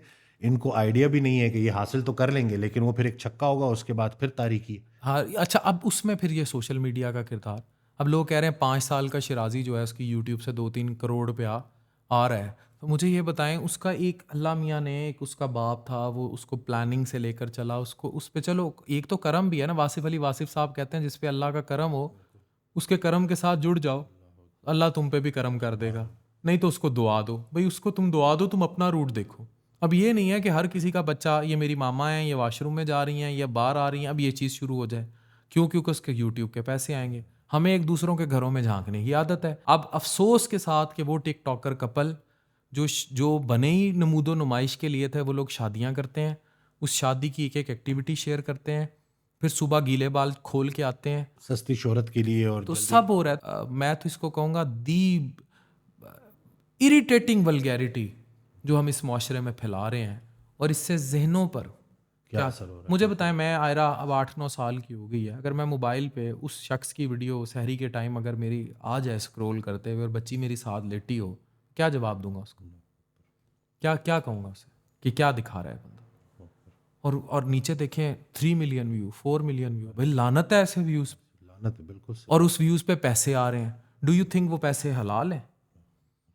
फैमिली वीलॉगिंग में कोई हर्ज नहीं है, आप करें, पूरी दुनिया में हो रही है, गोरे भी कर रहे हैं, but there is certain way out for that. आप लिमिट्स डिफाइन करें। जैसे नमाज है, उसके एक कायदे कानून है, आप उससे बाहर आपकी नमाज नहीं होती। इसी तरह आपका रोज़ा है, आप सामने रख के बैठे हैं, जब तक अजान सायरन नहीं हो जाएगा आप नहीं खोल सकते जब तक मगरिब। इसी तरह हर चीज़ के अदब अदाब है। फैमिली वीलॉगिंग ज़रूर करें, ठीक है, मैं मेरी खुद अहलिया आती है मीडिया पर, लेकिन उसके बहुत सारे कायदे कानून हैं। She know how to do it, awareness से रिलेटेड, बिल्कुल आगाही से रिलेटेड। तो ये नहीं होगा कि आप जो है इस चीज़ को अपने बेडरूम्स तक ले जाएं। This shouldn't happen. किसी को तो लिमिट करना है ना इन चीज़ों को। और जितने देखें, अब आप और मेरा डाइट पे बड़ा काम है, हम लोगों को बताते हैं, जितने ये इधर हो चुके हैं उतने ही अपनी खुराक के साथ भी हो चुके हैं। बिल्कुल। अच्छा आप बताएं, क्या आपको लगता है कि इसकी वजह ये है कि जो हम इतने कार्बीवोरस हैं उसकी वजह ये है कि शायद कार्बोहाइड्रेट सस्ते बहुत हैं, समोसे पकौड़े और जलेबियाँ, या हम खाना ही ये चाहते हैं? देखें, कुरान तो स्ट्रेट अवे कहता है कि ऐसी इंसान की बात ही नहीं सुनना जो अपनी नफ्स की पैरवी करता है। भूख जो हमने जिस तरीके से अपना ली है ना, कि हम खाने के लिए ज़िंदा हैं और जितना बेतरतीबी के साथ हम खाते हैं, तो ये भी एक आदत ही पड़ गई है। जितना जितना आप गलत खाना खाएंगे उतनी उतनी बाकी मामलात भी आपके ख़राब होंगे। ये डिज़ायर्स फजूल किस्म के ये बढ़ेंगे। खाओ पियो हद से ना बढ़ो, और हमने इंसान को मुशक्क़त के लिए पैदा किया। ये वो फार्मूला है जो कुरान पाक ने दे दिया है ज़बरदस्त। कि एतदाल के साथ चलें और वर्जिश करें, जो खाना है उसको इस्तेमाल करना है। बैठे बैठे फिर जंग ही लगेगा। वो हज़रत वासिफ़ अली वासिफ़ रहमतुल्लाह का बड़ा प्यारा जुमला है कि हम आराम की आरजू में बेआराम हो रहे हैं। और आज आप देख लें कितना रश लगा होता है। उनसे पूछे ना जी, ओए होए होए। डाइट करते हैं, सवाल ही नहीं पैदा होता। एक्सरसाइज करते हैं, कोई सीन नहीं है। वो अच्छी सी गोली देते हैं जी, हाँ, गोली देते हैं, वजन कम हो जाए। वजन का है। तो ये बड़ा ना कि, और उसका नतीजा फिर यही निकल रहा है कि मैं तो कहता हूँ जहनी बीमारियां भी आ रही हैं। मोटापा इज डायरेक्टली प्रोपोर्शनल टू आपका डिप्रेशन। दिमाग जो है वो बिल्कुल फारिग हो जाएगा, ब्रेन फॉग होगा, चिड़चिड़ापन होगा, गुस्सा आएगा, गुस्सा ब्लड आएगा। प्रेशर होगा, मेटाबॉलिक सिंड्रोम के फीचर आ जाएंगे, डायबिटीज हो ये जाएगी। सारा का सारा नजर आ ये रहा है। लिंक्ड है, फैटी लिवर, डिप्रेशन, मोटापा, और ये हार्ट की डिजीजेस, डायबिटीज, हाइपरटेंशन, ये सब मेटाबॉलिक सिंड्रोम और ये सब बाय चांस नहीं है, बाय चॉइस है बाय चॉइस है। कि हम खा रहे हैं कि बस हर 2-2 3-3 घंटे के बाद कुछ ना कुछ खाना है। आपकी एक वीडियो थी लेप्टिन रेजिस्टेंस पे, मैंने उस पर वीडियो भी बनाई थी, वो बड़ी अच्छी वीडियो थी कि हमने ब्रेन को लेप्टिन वो उस हार्मोन का भी सत्यानाश कर दिया है कि अब बॉडी कहती है कि खिलाते रहो मुझे। हाँ, वो सिग्नल देता है कि भाई बहुत खा लिया, हम सब्र करो। हमने उसको भी रेजिस्टिव कर दिया कि भाई वो ठीक है, अभी तुम नहीं रखो। और उसका नतीजा देख लें क्या निकल। अच्छा, आप इनको समझाएं ना, हम मीमर्स की कम्युनिटी है ना, हम उसको भी मीम। मैंने समोसे पे, it was a big trend जो एक हुआ, और उस पे बड़े लोग बाज भी आए, मैं लेकिन जिन्होंने नहीं बाज आना था वो नहीं आए। मैं ये बात जब जो भी आ रहा था ना, उस वक्त मैं इतना एंजॉय कर रहा था कि मैं यही कह रहा था, मैंने कहा कि जो काम लोग कई सालों में नहीं कर सके, वो डॉक्टर अफाद की इसे कि ये इसको एज अ एटम बम बताना था, तभी जाकर लोगों को समझ लगी। वो पहले लोगों को बड़ा अजीब लगा, फिर वो बीच में कि नहीं चाय कैसे बुरी, हम चाय तो हमारा चाय कौमी मशरूब है। कौमी मशरूब है। लेकिन भाई जो उसके साथ चीनी है, जो उसके साथ दूध है, और जितनी दफ़ा आप चाय पीते हो कितनी हिडन कैलोरीज आप 18-20 कप पीते हैं ये दिन में चाय के। आपने कितने पेशेंट देखे होंगे ऐसे, बिल्कुल जी ऐसे ही है। वो चाय पीते रहते हैं, हर वक्त चाय पीते रहते हैं, और उनको अच्छा वो कहते हैं तो चाय है, पानी है, ठीक है, ये नहीं पता जो चीनी डाल रहे हैं, जो बीच में दूध डाल रहे हैं, मलाई वाला डाल रहे हैं, और पिए जाएंगे कितनी कैलोरीज आ रही हैं। और अब देखें, अब तो साइंस ने ये साबित कर दिया है कि दूध और पत्ती जब कट्ठे काट के बनाते हैं ना, तो उस ड्रिंक का कोई फायदा नहीं है, हेल्थ बेनिफिट कोई नहीं है। वो पत्ती के भी ज़ाया कर देता है और वो दूध का भी सब उड़ा देता है। ब्लैक टी रख लें, ब्लैक कॉफ़ी रख लें, ग्रीन टी रख लें हस्बे ज़रूरत। लेकिन बात वही है ना कि ये फिर वहाँ पे भी, जैसे मेरे पास एक शख्स आया, ये बड़ा फनी वाक़या है, तो महीना कंप्लीट हुआ तो उसका वेट लॉस नहीं हुआ। तो मैंने कहा कि आपने डाइट प्रॉपर फॉलो की है? कहते जी बिल्कुल 100% फॉलो की है। मैंने कहा ज़रा बताएं क्या खाया? तो क्या इस तरह से उसने बताना शुरू किया। जो सलाद मैंने लिखा था ना, तो मैंने कहा अच्छा सलाद बनाते कैसे थे? कहते देखिए जी, सलाद काटा और उसमें ढेर सारी मेयोनीज डाल दी, मायोनीज डाल तो मैंने कहा कि ये आपको किसने कहा था? तो कहते तो क्या ड्राई खाऊं? ड्राई किधर खाया जाता? तो वो पिछले 1 महीने से 2 टाइम जो सैलड उसका था, जो हमने उसके वो मायो से भरा हुआ था। से भरा हुआ था, और खुदा जाने कितनी कैलोरीज खा रहा था। तो लोगों में शऊर की बड़ी कमी है जी। ये लोगों को सिर्फ ये पता है कि खाना बंद करना, या क्रैश डाइटिंग करेंगे, या दबादब खाते जाएंगे, या पागलों की तरफ दौड़े लगाने शुरू कर देंगे। लाइफस्टाइल के तौर पे नहीं अडाप्ट करेंगे इसको कि भाई हर वो काम जो लंबे अरसे तक कर सकते हैं उसी को हमने ये कंटिन्यू। तो लाइफस्टाइल है ना, डाइट आप जब जिम से जाते हैं, वीडियो अपलोड करते हैं, कितने लोगों तक बात जा रही है कि कार्डियो भी करनी है, स्ट्रेंथ ट्रेनिंग भी करनी है, और जितनी मर्जी मसरूफियत हो जाए, आपसे तो मसरूफ बंदा कोई नहीं होगा जी, लेकिन उसके बावजूद आपको जब भी टाइम मिलता है आप एक्सरसाइज के लिए जाते हैं। तो ये एक बहुत बड़ा मैसेज है कि अब हमने वो हजरत का एक बड़ा प्यारा फिक्र है कि शौक की खानका पर मजबूरियों का कत्लेआम करो। तो ये जो मजबूरी है ना कि जी मेरी तो ये मजबूरी है, मैं इस वजह से नहीं कर सका, या मेरी मसरूफियत, प्रायोरिटी सेट करनी है जी। और अगर आप जैसा मसरूफ शख्स एक्सरसाइज के लिए टाइम निकाल सकता है, अपनी डाइट का ख्याल रख सकता है, तो बाकी लोग क्यों नहीं कर सकते। सिर्फ सोच की बात है ना, जहन साजी करनी है, सोच को बदलना। डॉक्टर वसीम, हमने भी आपको देखा है ना, आपने तो अपनी पूरी लाइफ ही इस पे डिवोट कर दी। मतलब इवन मतलब जो आपकी कैरियर की स्ट्रगल है, जिम और ये सारे बनाना और सेटअप और लोगों को समझाना और एक हेल्दी लाइफ पैटर्न्स पे लाना, तो कितने लोग जो है अब उससे मोटिवेट हुए। आप और मैं दोनों, मेरा अब जो लिवर टावर की नेक्स्ट एक्सटेंशन थी, I am going to make a wellness health club there. मैं वहाँ जिम बना रहा हूँ, जो मेरा टॉप फ्लोर बच गया था ना, तो अब ना इंशाल्लाह आपको मुल्तान दावत देंगे उसके इफ्तिताह पे, आपके बल्कि मुबारक हाथों से इफ्तिताह कराएंगे। इंशाल्लाह ज़रूर मैं आऊँगा। ये अब आप ऑन कैमरा मुझे वादा करें कि हम आपको इंशाल्लाह मुल्तान। बिल्कुल आऊँगा। और मेरी ना एक पेशेंट गोई पूरी होती जा रही है कि मैंने एक साहब आए तो उनको जब मैं कहते ये कैसे डॉक्टर हो, डाइट बता रहे हो, वर्जिश बता रहे हो, डॉक्टर ये थोड़ी करता है कोई मेडिसिन। तो मैंने उनको कहा था कि मेरी बात याद रखिएगा कि एक वक्त आएगा कि जो टॉप डॉक्टर होंगे वो भी डाइट और एक्सरसाइज को प्रमोट कर रहे होंगे, और वो देख लें कि देखें lifestyle modification first line of treatment है हर चीज़ की, हर चीज़ की, डिप्रेशन की, मोटापे की, ब्लड प्रेशर की, हार्ट डिजीज जारिया की। भी है, और ये बहुत बड़ा काम है जी। तो सर मैं तो उधर वेलनेस क्लब मैंने, अच्छा पहले मैंने सोचा, अब वो मेरे पास फ्लोर खाली था, मैं अपने जीआई लिवर का जो एडवांस सेटअप था उसकी हर चीज़ एक्सीलेंस पे अचीव कर चुका हूँ। और बड़े से बड़े इदारे, चाहे वहाब डोगर साहब गम्बट हों, बहरिया में फैसल हनीफ साहब हों, all of them are working together with me, और बहुत सारी टीम है और हम इकट्ठे हैं माशाल्लाह अल्हम्दुलिल्लाह।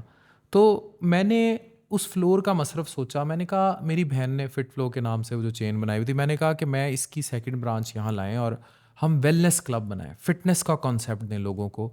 और फिटनेस के लिए अब लोगों को ये नहीं समझ आती, लोगों ने ना जिम को सिर्फ बॉडी बिल्डिंग के साथ जोड़ लिया। आप देखें, आपने ये कितनी चीज़ जो है फेस की होगी कि क्या जिम जाने का मतलब सिर्फ बॉडी बिल्डिंग है। मैं एक बात करता हूँ कि जिम्स को जितना नुकसान बॉडी बिल्डर्स ने पहुंचाया और किसी ने नहीं पहुंचाया। लोगों का जहन ऐसे बैठता है कि नहीं हमने कोई डोले शोले, डोलों की बात नहीं है जी, वर्जिश करेंगे, एंडोर्फिन्स रिलीज होंगे, स्ट्रेस लेवल नीचे जाएगा, मसल स्ट्रेंथ बढ़ेगी, एनर्जी लेवल बेहतर होगा, चिड़चिड़ापन खत्म होगा, न्यूमरस बेनिफिट्स, इतने बेनिफिट्स हैं कि शुमार भी नहीं किए जा सकते। लेकिन वो बॉडी बिल्डर को देख के लोग समझते हैं कि नहीं हमने ये नहीं बनना तो हमने जिम जाना ही नहीं। बिल्कुल। और वो जिम के साथ ही जो बॉडी बिल्डिंग जुड़ गई है, पता नहीं ये मिथ कब टूटेगा। और ये बड़ा जरूरी है जी। अब तो देखें, दुनिया जो अक्लमंद दुनिया है वो आई फिटनेस और वेलनेस की तरफ गई है। अब लोग, नई जो जनरेशन है वो इसको जिम नहीं कह रही, नई जनरेशन इसको वेलनेस, हेल्थ क्लब्स और इन टर्म्स को यूज़ कर रही है। जितने बड़े बड़े हैं, अब ये आप इस्लामाबाद क्लब देख लें, आप कोई भी जिम खाना देख लें, वो प्योर वेलनेस पर काम कर रहे हैं, फिटनेस पे काम कर रहे हैं, न्यूट्रिशन और डाइट पर काम कर रहे हैं। और 80% रूह की बीमारी तब ठीक हो जाती है जब आप वासफियत में एंटर होते हैं। बिल्कुल ऐसे ही। तो आपकी जिस्म की बीमारियां तो गई। मैं तो अक्सर ये कह रहा होता हूँ कि वो MBBS की डिग्री तो जब हजरत से रिलेटेड बात होती है ना, वो जो काम कर रही है ना, क्योंकि 80% बंदा जो आ रहा है ना वो एंग्जाइटी डिप्रेशन में रूह की बीमारी है, डरा हुआ है। उस दिन एक बहुत बड़ी मैं जा रहा तो एक बहुत बड़ी गाड़ी से ना वो शीशा नीचे किया और कहा कि जी मैं आपके बयानात सुनता हूँ, मुझे अगर आपका नंबर मिल जाए। तो मैंने कहा जी बिस्मिल्लाह नंबर सेव कर लें। तो मैं जब वापस जा रहा तो मुझे सोच आई कि चाहे बंदा मोटरसाइकिल पे है, चाहे मेहरान पे है, चाहे किसी बेहतरीन बड़ी गाड़ी में, अंदर से डरा हुआ ही है, शदीद डरा हुआ है। उसको जब आप इस तरीके से लेके चलते हो ना कि परेशानी हालात की वजह से नहीं, ख्यालात की वजह से होती है। बहुत प्यारी बात। अब वो पहले ही बंदा ना सोच में पड़ता है, बात तो ठीक है, जिसका जो ख्याल है उसका वही हाल है। अल्लाह की नेमतों में सबसे बड़ी नेमत हुस्न ख्याल है। वाह वाह वाह वाह वाह। अब ये इस तरीके से जब आप उसको लेके चलते हो तो उसको एकदम से जोर से लगती है कि वाकई बात तो ऐसी है। मैं तो अपनी इन नेगेटिव थॉट्स के हाथों बर्बाद हुआ हूँ। मुझे माजी का पछतावा, मुस्तकबिल के अंदेशे, हाल बदहाल। तो वो जब बात ऐसी शुरू होती है ना, ज़रा सा उनको आप कैच कर लेते हो जगह पे ना, और जब वो रियलाइज़ करना शुरू करते हैं, अक्सर ख़वातीन आती हैं वो शोहर का गिला, तो मैं हज़रत का ये फ़िक्रा, हज़रत वासिफ़ अली वासिफ़ रहमतुल्लाह का ये फ़िक्रा जो है उनके सामने पेश करता हूँ कि जिस इंसान ने अपनी परेशानी की ज़िम्मेदारी किसी दूसरे इंसान पर डाली, उसकी परेशानी कभी ख़त्म नहीं होगी। अपने ऊपर फोकस करो। हम उसको नहीं बदल सकते वक्ती तौर पे, खुद को ज़रूर बदल सकते। और ये अब ये देखें, ये हमें मेडिकल में ये चीज़ें नहीं पढ़ाई गई थी। जो हज़रत वासिफ़ अली वासिफ़ रहमतुल्लाह ने, एक खातून थी, उनकी भी यूट्यूब पे वीडियो मौजूद है कि कैसे वो डॉक्टर वासिफ़ कहती थी उनको कि कैसे उन्होंने मुझे इतनी उस जो है मेरा नर्वस ब्रेकडाउन हुआ था, मुझे इस एंग्जाइटी डिप्रेशन से कैसे उन्होंने निकाला। वो उसका छोटा सा जो वाक़या है कि कहते मुझे किसी ने उनका पता दिया, तो फिर वो जो मिलने के लिए आए, तो जो अभी मुझे एग्जैक्ट वो वाक़या तो याद नहीं, लेकिन वो जो बात उन्होंने कही कि पहले मुझसे वादा करो कि तुम इस दरवेश का कहना मानोगी। तो उन्होंने कहा कि जी बिल्कुल मैं वादा करती हूँ। तो उन्होंने कहा कि आंखें बंद करो और जिन जिन लोगों से तुम नफरत करती हो ना, उनके बारे में सोचो। तो कहती है मैंने उन सब का सोचा, और फिर अब आगे से हज़रत वासिफ़ अली वासिफ़ रहमतुल्लाह की आवाज़ आई कि अब इन सब को माफ़ करो। वाह, कहते मेरी आंख खुल गई। वाह वाह वाह। और मैं एकदम से, कहते हैं मुश्किल है लेकिन करो, उनको नहीं माफ़ करना, खुद को माफ़ करना। और कहते हैं कैसे मैं फिर उस बीमारी से निकली और एक नई ज़िंदगी की तरफ। तो आज हमें जो सबसे ज़्यादा ज़रूरी है वो इसी डोज़ की ज़रूरत है जी, कि जितनी तेज़ी से ये जो दिखावा बढ़ रहा है, वो उस दिन बड़ा प्यारा उन्होंने इखलास के ऊपर बात की, इखलास का फार्मूला कि 2 काम करने छोड़ दो, एक जो दिखा नहीं सकते और दूसरे वो जो दिखाने के लिए करते। अब ये कि इल्म मिल गया, अमल मिल गया, इखलास की दुआ करो। और इखलास के अपनी तन्हाई को कलमा पढ़ाना है। जितना जितना आप अपने उस अपनी ज़ात के अंदर इखलास लाते जाओगे, उतना उतना कनेक्टिविटी तगड़ी होती जाएगी। बहुत प्यारी बात। तो यही है कि, और ये सारी बातें जी हमें समझाने के लिए, बताने के लिए वो बड़ा इनकरेज किया करते थे कि सवाल पूछो, तुम अपने लिए थोड़ी पूछ रहे हो, तुम तो आने वालों के लिए पूछ रहे हो।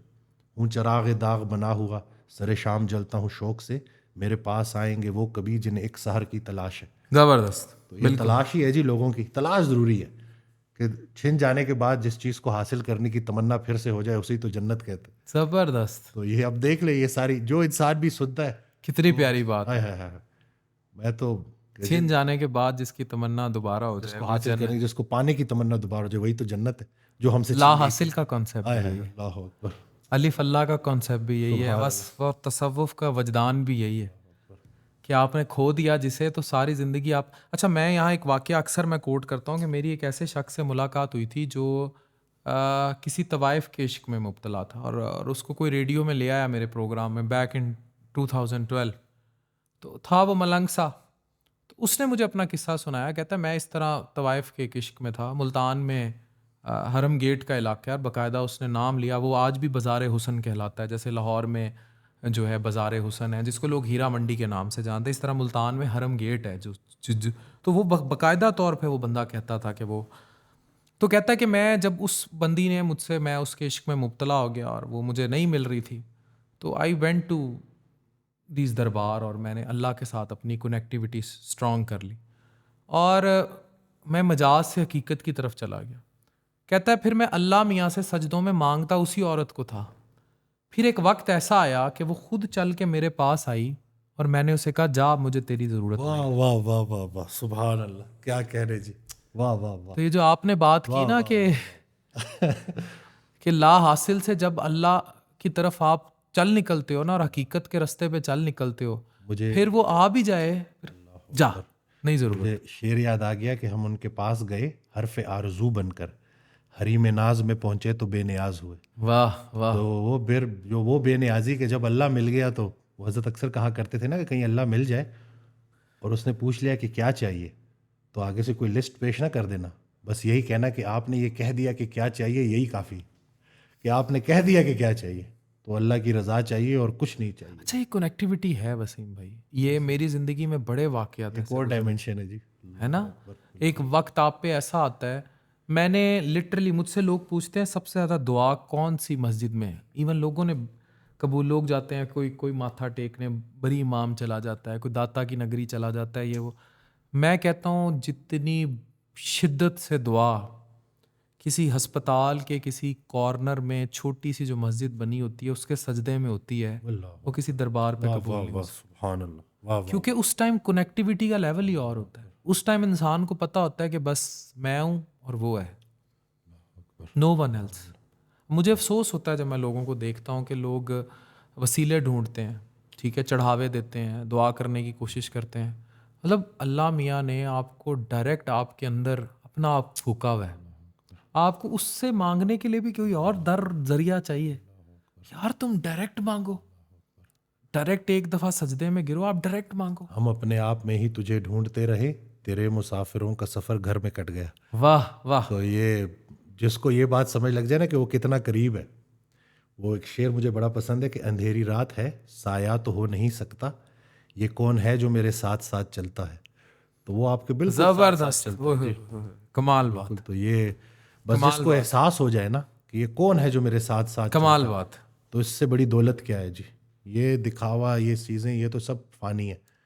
फ़ानी की मोहब्बत ने इंसान को बेहस कर दिया है जी। बाकी से मोहब्बत करो, देखो कैसे चीज़ें ठीक होती हैं। और मैं तो इसी नतीजे पे पहुंचा हूँ कि दुनिया का सबसे अमीर इंसान वो है जिसके पास सेहत है और सुकून कल्ब। बाकी जबरदस्त। सब वहम ख्याल है। और ये जितना जल्दी लोग समझ जाए ना, तो ज़रा ये रैट रेस से निकल आए। अच्छा, ये समझ लोगों को ना तब आती है जब शायद पानी सर से गुजर चुका हो।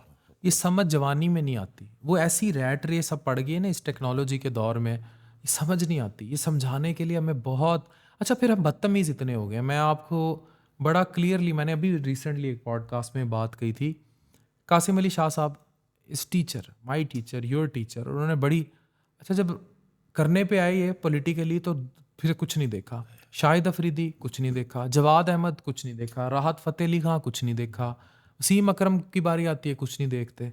पॉलिटिकली चलें, खान साहब का एक कैरियर था, वो एक अलग बात थी, कुछ नहीं देखा। तो हम लोगों को ये सोचना पड़ेगा कि हम लोग, जिसने एटम बम बना के दिया उसके साथ क्या किया। अगर हम लोग वाकई, कोई भी शख्स जो, हम हट जाएं, वासफियत से हट के भी बात कर लें, जो नेशनल कोई कंट्रीब्यूट कर गए, हम लोग क्यों इस कदर बदतमीज़ हो गए हैं सोशल मीडिया पे? आपको क्यों लगता है क्यों लोग इतनी गालियां देते हैं? मैंने उस दिन भी ना एक वीडियो पे यही, वो हज़रत अली करम अल्लाह वजह का फरमान है कि इंसान की सबसे बड़ी बुराई ये है कि वो दूसरों में बुराई ढूंढता है, और इनको अंदाज़ा भी नहीं है कि कितनी बदतरीन बुराई में मुब्तला है। जितना उसकी अच्छाई है, गुमान तो अच्छा रखो भाई, एक कोई ऐसी बात हो गई उसको फ़ौरन बढ़ावा देते हैं और फिर बढ़ चढ़ कर हिस्सा ले रहे होते हैं। ये तमाम लोग याद रखें कि ये सब रिकॉर्ड हो रहा है और इसकी सजा है। और इसकी सज़ा है, और बड़ी सख्त सज़ा है। किसी की दिल आज़ारी कि आपने अच्छा, उसकी बुराई अगर किसी की है ना, अल्लाह सबकी पर्दा पोशी पर, किसी की न्यूड वीडियो आ जाएगी, इसको शेयर पे शेयर करी जाएंगे। कोई और कंट्रोवर्सी आ जाएगी, इसको फैलाई जाएंगे। अच्छा, ये व्हाट्सएप ग्रुप में फेंकेंगे, फैलाएंगे। अच्छा, ये भी नहीं समझते कि ये गुनाह है, इसकी पकड़ है, उसको प्रॉपर आप अपना हिस्सा डाल रहे हो उसमें। उसकी पकड़ है, उसकी पकड़ होगी और अल्लाह मियाँ उसकी सख्त सजा देगा। एक वक्त था, हम अभी ये बोल रहे हैं ना, दरो दीवार है हमारा, कुछ लिखा जा रहा है, तो मुझे लगता है कि जो सोशल मीडिया की वॉल्स हैं, इन पे तो हम अपने हाथों से लिख रहे हैं। बिल्कुल, वो कितने अरसे बाद मेमोरी शेयर करता है आपसे। जी। फेसबुक तो 2013 में अगर किसी ने गालियां दी किसी को, चले मान लिया उसने नवाज शरीफ को दे दी या खान साहब को दे दी या चले बिलावल को दे दी, सबके पे नाम ले देता हूँ, और वो मर गया अगले साल, तो उसके अकाउंट पे कोई जाएगा पुराना, उसके 2013 में, तो नज़र आ जाएगी कि यार इसने इतनी गंदी गालियां दी थी या इतनी गंदी इसने गलाजत घोली थी। तो वो 10 साल बाद भी उसको देखेगा, तो जो इंसान उसका अकाउंट देखेगा 10 साल बाद, वो उसे बुरा जानेगा। तो मेरा रब उसको जब हिसाब करेगा तो वो उसका क्या क्या निकाल लेगा। तो हमने ये तो सोचा ही नहीं कि हमने मरना है। यही बात है, मैं भी यही बात करूँ कि हम भूल गए हैं कि हमने मरना है। इंसान सबसे ज़्यादा जो करीब है अपने मौत के करीब है। ये देखें, आधी से ज़्यादा तो जो एवरेज एक लाइफ है वो बंदा गुजार लेता है, फिर भी पता नहीं। वसीम भाई, आप और मैं अब 40s में एंटर होने जा रहे हैं आगे चल के। मुझे लगता है कल की बात थी जब मैं स्कूल में पहली दफ़ा अपने वालिद को वेव कर रहा था। आपको भी याद हो अगर अपना बचपन, हाय हाय, आपको लगेगा कल था। इट्स लाइक ये आपका पहला भी था जी, बिल्कुल है, ऐसे कल की बात है कल ना, की बात है। आपका पहला इश्क, आपकी पहली स्ट्रगल, आपकी पहली तनख्वाह, ये सारे लोग जो हमें कैमरे पे देख रहे हैं, आपके महबूब की पहली स्माइल, आपकी शादी हुई है तो आपकी बीवी का घूंघट उठाते ही पहली स्माइल, आपने हाथ में अपना जो बच्चा पहली दफ़ा पकड़ा था, चाहे आप 60 साल की उम्र के हैं, या आप जब स्कूल पहली बार गए थे, आपकी टीचर पर आपकी पहली नज़र, आपका दिया हुआ पहला सबक, आपकी माँ के साथ आपकी पहली अफेक्शन, आपके वालिद के साथ, कल की बात है, वो लगता है ये it's right in front of my eyes. तो ये यूं दुनिया गुजर जानी। ये टाइम स्पैन जो है, अभी कल की बात है जब आपकी मेरी मुलाकात हुई थी, और यही हमें, मुझे तो ये लग रहा है अभी आप मेरी आंखों के सामने बैठे हैं, ठीक है, अब इतनी दुनिया आपको जानती है, सारा कुछ है, मुझे लगता है इट्स तो कल की बात है बिल्कुल ऐसे। वो अभी जब मैं आपका अभी इंतजार कर रहा था ना, तो मेरे वही सब चल रहा था कि कुछ साल पहले कैसे रोज जिम आते थे, ट्रेडमिल के साथ ही आपकी वो पढ़ाई भी चल रही होती थी, हाँ, और साथ साथ बीच में आपने एक वीडियो बनाई थी बकायदा, प्रॉपर वीडियो। तो बस ये देखें, वो कुरान की एक आयत है ना कि जब क़यामत वाले दिन लोग एक दूसरे से पूछेंगे तुम कितना अरसा दुनिया में रहे थे, तो कोई बोलेगा एक दोपहर या एक शाम। और वो ऐसी है जी, आप देख लें पलक झपकते गुजर बिल्कुल। जाने की तैयारी भी करनी है जी, सिर्फ ठहरने का इल्म नहीं, जाने का इल्म भी ज़रूरी है। वो मैं ये बात रिपीट करता रहता हूँ हज़रत वासिफ़ अली वासिफ़ रहमतुल्लाह की कि हमसे जब कोई हमारी उम्र पूछता है तो हम वो बताते हैं जो गुजार चुके हैं, असल में उम्र वो है जो रह गई है। कितनी रह गई है किसी को नहीं पता। अभी आपने जिस तरह से कहा कि पलक झपकते आधी से ज़्यादा ज़िंदगी गुजर गई, बचपन चला गया, जवानी भी उसी तरह से जाते जाते, अब कुछ अरसे में इंशाल्लाह बच्चे बड़े हो जाएंगे। तो अभी भी आपके पास मौका है कि अल्लाह के हुक्म से अपनी इस्लाह कर लें और बेहतरी की तरफ जाएं। वो कुरान की एक आयत है जिसमें अल्लाह ताला इरशाद फरमाता है कि मैं जिसको चाहूँ अंधेरों से निकाल के नूर में दाखिल कर दूँ, यानी वसवसों से निकाल के यकीन में दाखिल कर दूँ। तो ये बस अल्लाह से यही दुआ करनी चाहिए कि इससे पहले कि टिकट कटे वो रोशनी हम भी देख लें। बहुत प्यारी बात की। अभी वो मैं और नाजिश ना बड़े अरसे बाद वो डायनो वैली बच्चों को ले गए, हमें वो बचपना जाग गया, हम कभी डायनासोर के मुंह में हाथ दें, कभी कुछ करें ना। मैंने तस्वीर लगा दी, किसी ने ना कमेंट कर दिया ओल्ड इज ऑन हनीमून ना, तो मैंने नाजिश को यूं करके कमेंट पढ़ाया तो कहती है ओल्ड इज ये खुद होगी, इसका ये खुद होंगे ओल्ड इज, हम कहाँ से ओल्ड इज हो गए। नाजिश को कहा कि मैंने कहा अब उम्र के हम उस हिस्से में आ रहे हैं जहाँ हमें कोई, अभी भी आपको मुझे कोई आंटी अंकल कहते हैं गुस्सा ही आ जाता है। जाहिर सी बात है जी, हम उसके लिए तो अंदर से तो बंदा बच्चा ही होता है ना। बच्चा ही होता है, वो कहता है यार अंकल कह क्यों दिया है, मुझे कोई अंकल कह दे मैं तो कहता हूँ यार क्यों कह रहे हो भाई। मुझे उस दिन एक बंदे ने कहा कि आपकी दाढ़ी के बाल सफ़ेद हो गए, मैंने कहा जी बगैर इजाज़त के सफ़ेद हो गए वरना मना कर देता। यही तो आपको इशारा है कि भाई थोड़ा ही वक्त रह गया, अच्छा अपनी ये भी चाल तो को ठीक डिफाइन नहीं रखो। है ना वसीम भाई, क्या हमने आपने ये ज़रूरी तो नहीं है कि हम 60-70 साल लिखवा कोई के पता आए नहीं, हैं, बिल्कुल कोई ठीक है। पता नहीं। तो ये इनमें से कोई भी, वो जो बच्चा जिसकी 22 साल की 24 साल उम्र जिसकी गर्दन कट गई, उसको तो मतलब वो तो एक सेकंड पहले ही वो तो पता नहीं कि उसकी शादी थी, कितने उसके प्लान्स थे, ख़त्म हो गया।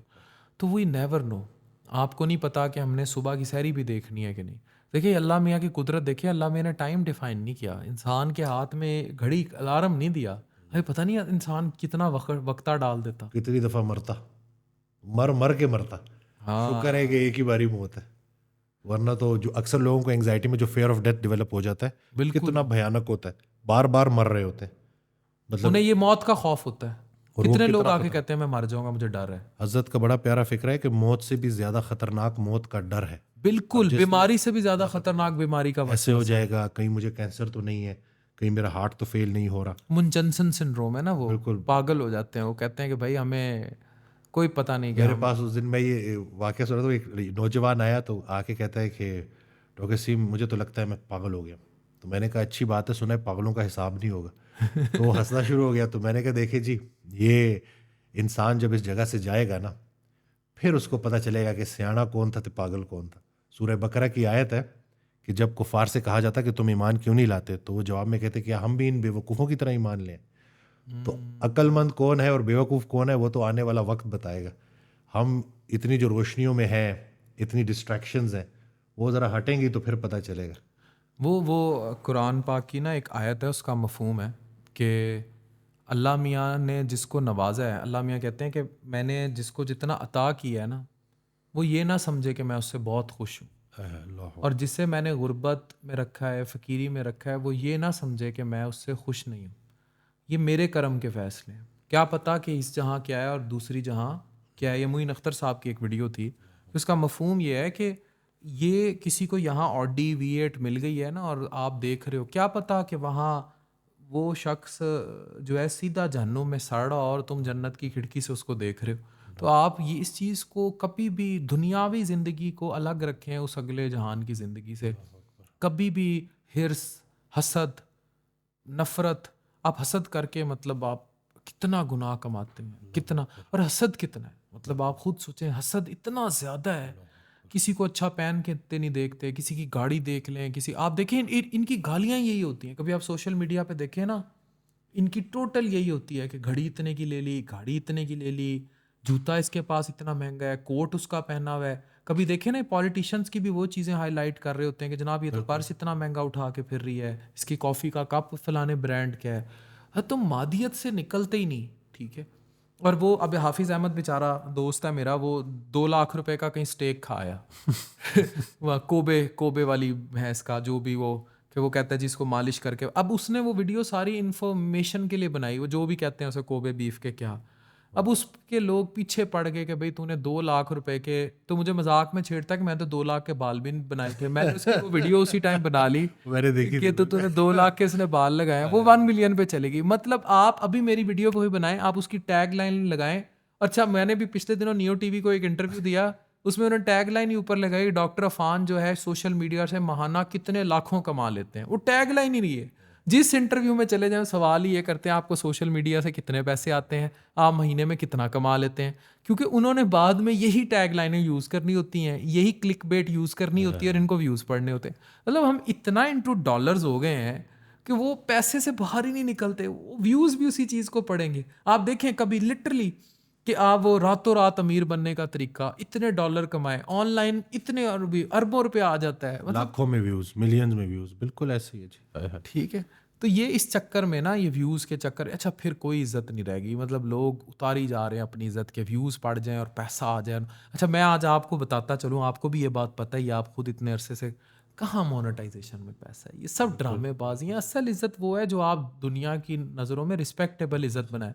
Do you think, I name people, do you think Bhola record अगर ये बनना चाहते हैं और ये बनना चाहते हैं कि हम पॉपुलर हो जाएं, तो क्या फेम की भी कोई गुड फेम और बैड फेम की कोई, और शोहरत, क्या शोहरत, अगर जिस शोहरत को ये शोहरत कहते हैं, अगर 4 लोग आप और मेरे साथ सेल्फियां ले लेते हैं, ये कोई शोहरत थोड़ी है। इस शोहरत को तो शोहरत कोई शोहरत नहीं होती। असल शोहरत ये है कि आप उसके यहाँ कितने मशहूर हैं, आप अपने रब के दर में कितने वहाँ क्या मशहूर हैं, मुकाम है आपका, अल्लाह हो, वहाँ कितनी सेल्फियां होनी है, अल्लाह अकबर, बिल्कुल ठीक है। ऐसे। यहाँ ये मैटर ही नहीं करता। अब लिटरली इस कौम के कौन लोग फेमस हैं यहाँ, लाहौर दा पावा, अख्तर लावा, भोला रिकॉर्ड, ठीक है, ये हरीम शाह, सुंदल खटक। मतलब आपने इन लोगों को आइडलाइज किया हुआ है, आपने इन लोग वो मेरा दिल ये पुकारे, मतलब आप लोग इनको आइडलाइज करते हैं, आप लोग इन जैसा बनना चाहते हैं, आप इन जैसी हरकतें करते हैं व्यूज़ लेने के लिए। वो एक स्टेथोस्कोप वाली जो चूहे पकड़ती है, ठीक है, वो पॉपुलर हुआ है। मतलब कोई मयार नहीं है। तो मेरे ख्याल से सिर्फ इंटरटेनमेंट ही देखना चाहते हैं, हाँ, थोड़ी देर वो के लिए। पिल्ले, मिस्टर पिल्ले, अब वो मैं देख रहा, एक शख्स ने बताया हो कि भाई किस तरह टेक्नोलॉजी तरक्की करेगी। वो एक फ़लस्तीन में बच्चा है, उसने टरबाइन बनाई है कैंप्स में, उस वीडियो को व्यू पड़े में कुछ भी नहीं, और पिल्ले ने उसको क्या कह दिया, उसको मिलियंस में व्यू। बस वो एंटरटेनमेंट के पीछे ही भाग रहे हैं ना, कि बस शॉर्ट रील्स देखें, इसी से रिलेटेड कंटेंट के फ़ौरन डोपामीन मिले। वो जो असली बात है उस तरफ लोग जाएं। सर ये जो रील्स का चक्कर है ना, ये इतना ख़तरनाक होगा आने वाले वक्त में कंटेंट क्रिएशन में कि आप तसव्वुर भी नहीं कर सकते। रीज़न ये है कि हम अपने ब्रेन को इंतहाई शॉर्ट टर्म मेमोरी पे एक्लिमेटाइज कर रहे हैं। बिल्कुल सही बात। एक वक्त था लोग 10-10 पहले क्या होता था, लोग टेस्ट मैच देख लेते थे, ये वही, फिर वनडे, फिर T20, अब उससे भी छोटा। बिल्कुल। अब इसी तरह दुनिया तेज़ होती होती ना, अब ये जो पहले लोग ड्रामे देखते थे PTV के, धुआं ड्रामा, कितने लंबे लंबे, इतनी इतनी केस्टें आती थी, एक एंटरटेनमेंट। अब लोग आए, फिर यूट्यूब पे वीडियोस आ गई, चलो कोई डॉक्यूमेंट्रीज, लोग सीजन्स पे आए, कोई नेटफ्लिक्स मूवीज़ हो गई चीज़ें। अब रील्स का चक्कर है। अब 30 सेकंड के अंदर या 1 मिनट के अंदर आप अपना क्या पैगाम देंगे, तो वही वायरल होगा जो हैजान बड़ा भरा कंटेंट है। क्यों हो रहा है ये? मैं इसे सॉफ्ट पॉर्न कहता हूँ। मतलब मैं आपके सामने भी, खातून बैठी है, मैं इनके सामने भी बैठ के अगर इंस्टा के ऊपर शुरू हो जाऊं और मैं इन्हीं की पिक्चर्स वगैरह देखना शुरू हो जाऊं, ये जितनी भी इंडियन मॉडल्स हैं टॉप की, ये बिल्कुल भी माइंड नहीं करेंगी, ठीक है। इनको होगा ये तो कैजुअल है, ये इंस्टा पे। मैं अपने वालिद साहब के सामने देख लूँ, अपनी बीवी के साथ बैठ के मैं अगर ये देख रहा हो ना तो वो भी माइंड नहीं करेगी, वो कहेगी ये तो आपको एज अ डॉक्टर पता है ये ज़्यादा एप्लिसिट है, ये ज़्यादा ख़तरनाक है और ये ज़्यादा जिनसी हिजान को दावत देता है और इससे ज़्यादा रेप जैसे वाक़यात प्रवोक होते हैं क्योंकि आपने देख भी लिया। निगाहें नामहरम नज़ारे देख रही है तो वो किसकी तरफ लेके जाएंगी, इसी तरफ। और चले ठीक है, एक मेच्योरिटी आने में भी टाइम लगता है, जो ये बिल्कुल टीनेजर्स हैं, जो बिल्कुल अपनी उम्र के उस हिस्से से सर गुजर रहे हैं। हिजान की तो मेच्योरिटी आपने बिल्कुल सही बात की, लेकिन उस लेवल तक कोई शादी या ये वो हिजान की तो कोई मेच्योरिटी नहीं। वो तो अल्लाह ही वो हिदायत तो दे। देखें, अगर आप देखें अगर दिमाग घूम गया तो वो तो 50 साल के किसी बिल्कुल वो बंदा जिसने ज़िंदगी सारी गुजार दी हो उसका किसी बच्चे पे तौबा नौज़ बिल्ला किसी ऐसे मकाम पे भी घूम सकता है जहाँ टॉलरेट ही नहीं है ये चीज़। देखें ऐसा होता नहीं आम तौर पर, लेकिन आपको पता है मदरसों से बच्चों के रेप के वाक़यात भी तो रिपोर्ट हुए हैं ना। That is part of this society. बहुत कम है लेकिन हुए हैं। तो इट मीन्स के जो शैतान का गालिब होना है उसने तो जगह नहीं देखनी, तो इसलिए ना ही हैजान की कोई उम्र है। 90% गुनाह जो है ना वो संगत की वजह से होते हैं, और 90% नेकियां भी संगत की वजह से होती है। तो अपना हल्का अहबाब ज़रा देख लें। बंदा जिस जो है उसमें मशहूर होता है ना, वही उसका अंजाम है। तो किन लोगों में मशहूर हो, और ये एक दूसरे को देखें कि जब सारे दोस्त यही काम कर रहे हैं तो उनके लिए फिर कोई ऐब, कोई बुरी बात नहीं होगी। लेकिन अगर वही लोग अपना वो जो संगत है उसको बेहतर कर लें तो फिर वहाँ। लेकिन वसीम भाई एज अ डॉक्टर बताएं और हार्मोनली बताएं, अब जिस किस्म पे देखें एक माशरा है जिसकी हम बात करते हैं, यहाँ 4 शादियाँ इम्पॉसिबल है। इकरार बेचारा अपनी तीसरी लुकाता रहा इस चक्कर में कि बता दिया था पता नहीं की हो जाना है। इस उस जैसा बंदा उसने कहा ओपनली के लोग इसको एक्सेप्ट नहीं करते। अब एक ऐसा माशरा जहाँ इस कदर मोबाइल के ऊपर 6ठी क्लास के बच्चे को पता है VPN लगा के मैंने कैसे साइट खोलनी है, ये वरना इंस्टा और उस पर तो वो देख ही रहा है, यूट्यूब पे इवन एड्स आ जाते हैं। कितनी बुरी बात है कि वो जहाँ कुरान पाक आप सुन रहे हो तो उस पर ऐड आ जाता है इस किस्म। कितनी मतलब बेहयाई की एक इंतहा है। आप मुझे खुद बताएं एक ऐसे माशरे में, और फिर कमाई के चक्कर हैं, फिर 2-2 साल के लिए आप मियाँ को बाहर भेज देते हैं या बीवी इधर रह जाती है। आप माशरे में फैली हुई बेहयाई और जिनसी बेरारवी या सेक्सुअल एक्सप्लॉयटेशन को कैसे रोक सकते हैं जब इतना हिजान इर्द गिर्द होगा? मेरे जानने वाले हैं, उन्होंने ना इस तरह से काफ़ी इसी तरह की उनकी तबीयत थी, तो बीच में फिर उन्होंने जो है निकाह कर लिया दूसरा। तो फिर कुछ अरसे बाद आए ऑफिस में और उन्होंने ये बात बोली कि डॉक्टर वसीम, गुनाह की माफ़ी है, दूसरे निकाह की कोई माफ़ी नहीं। ये जिस और उन्होंने कहा कि मेरा तो दिमाग घूम गया। मैं वो जानती थी कि मैं क्या हूँ और मुझे फ्री हैंड दिया पूरी ज़िंदगी।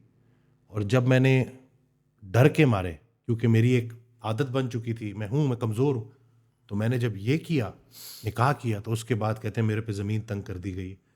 तो ये वो बात मुझे इतनी ज़ोर की लगी ना कि ये पता नहीं इस्लाम में जो भी अगर आप देखें ना, असल में प्रॉब्लम यह है, मैं इसको ऐसा समझता हूँ कि जैसे हमने ना प्रॉपर्टी समझ लिया है कि ये सब मेरी प्रॉपर्टी है, मेरी बीवी, मेरे बच्चे, मेरा सब कुछ, मेरा शोहर।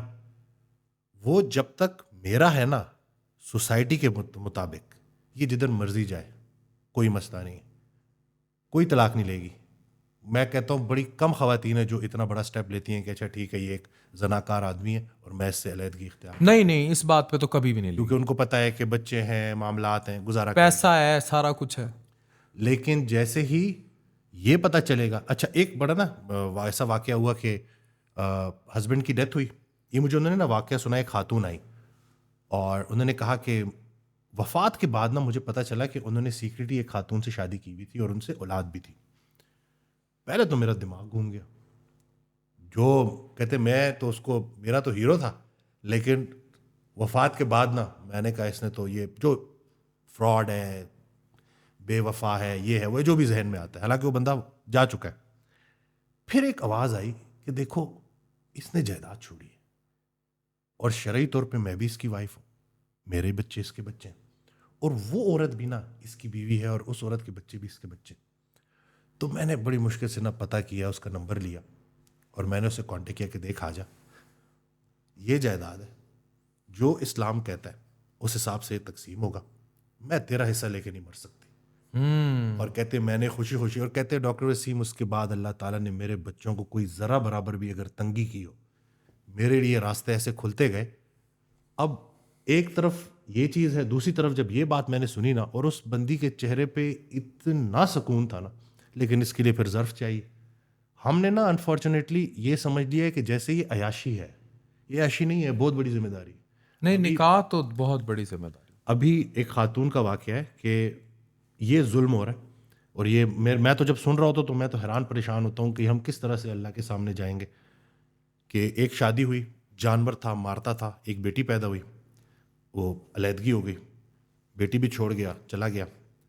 अब वो जो खातून है ना, वो एक बेवा की बच्ची है, बाप है नहीं, और उस बेवा औरत ने ना एक और शख्स से शादी करवाई उसकी, और उस शख्स ने कहा कि मैं इस सूरत पे इस औरत को कबूल करूंगा कि बेटी मैं नहीं कबूल करूंगा। अब बेटी नानों के पास है, माँ कहीं और है, और वो 4 साल की बच्ची सजदे में रो रो के कहती है कि अम्मी वापस आ जा।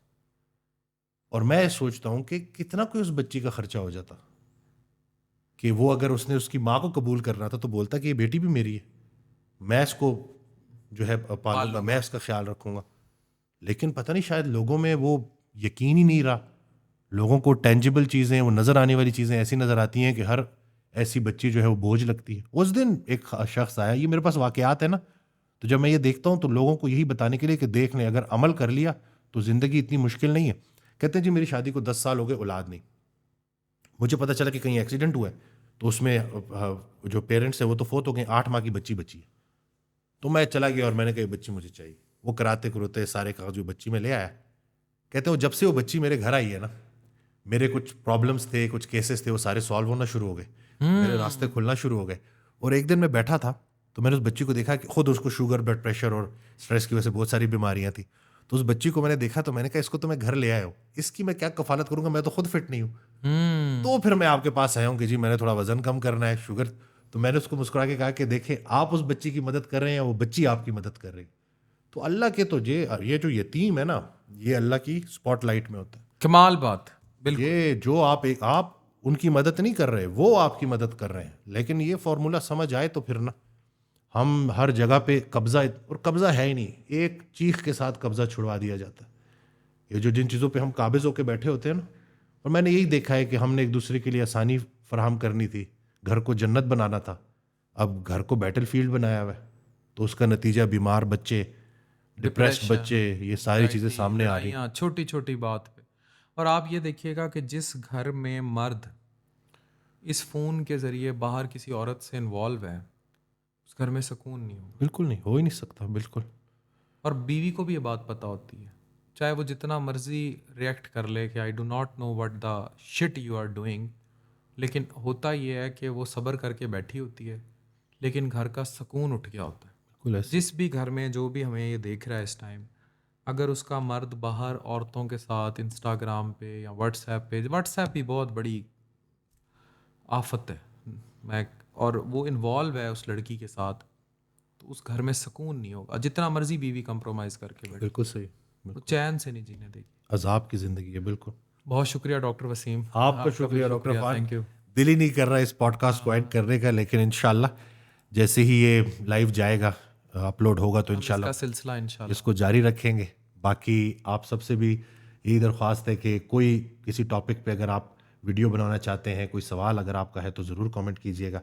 दुआओं में याद रखिएगा मुझे और डॉक्टर अफान को, अपना बहुत ख्याल रखिएगा।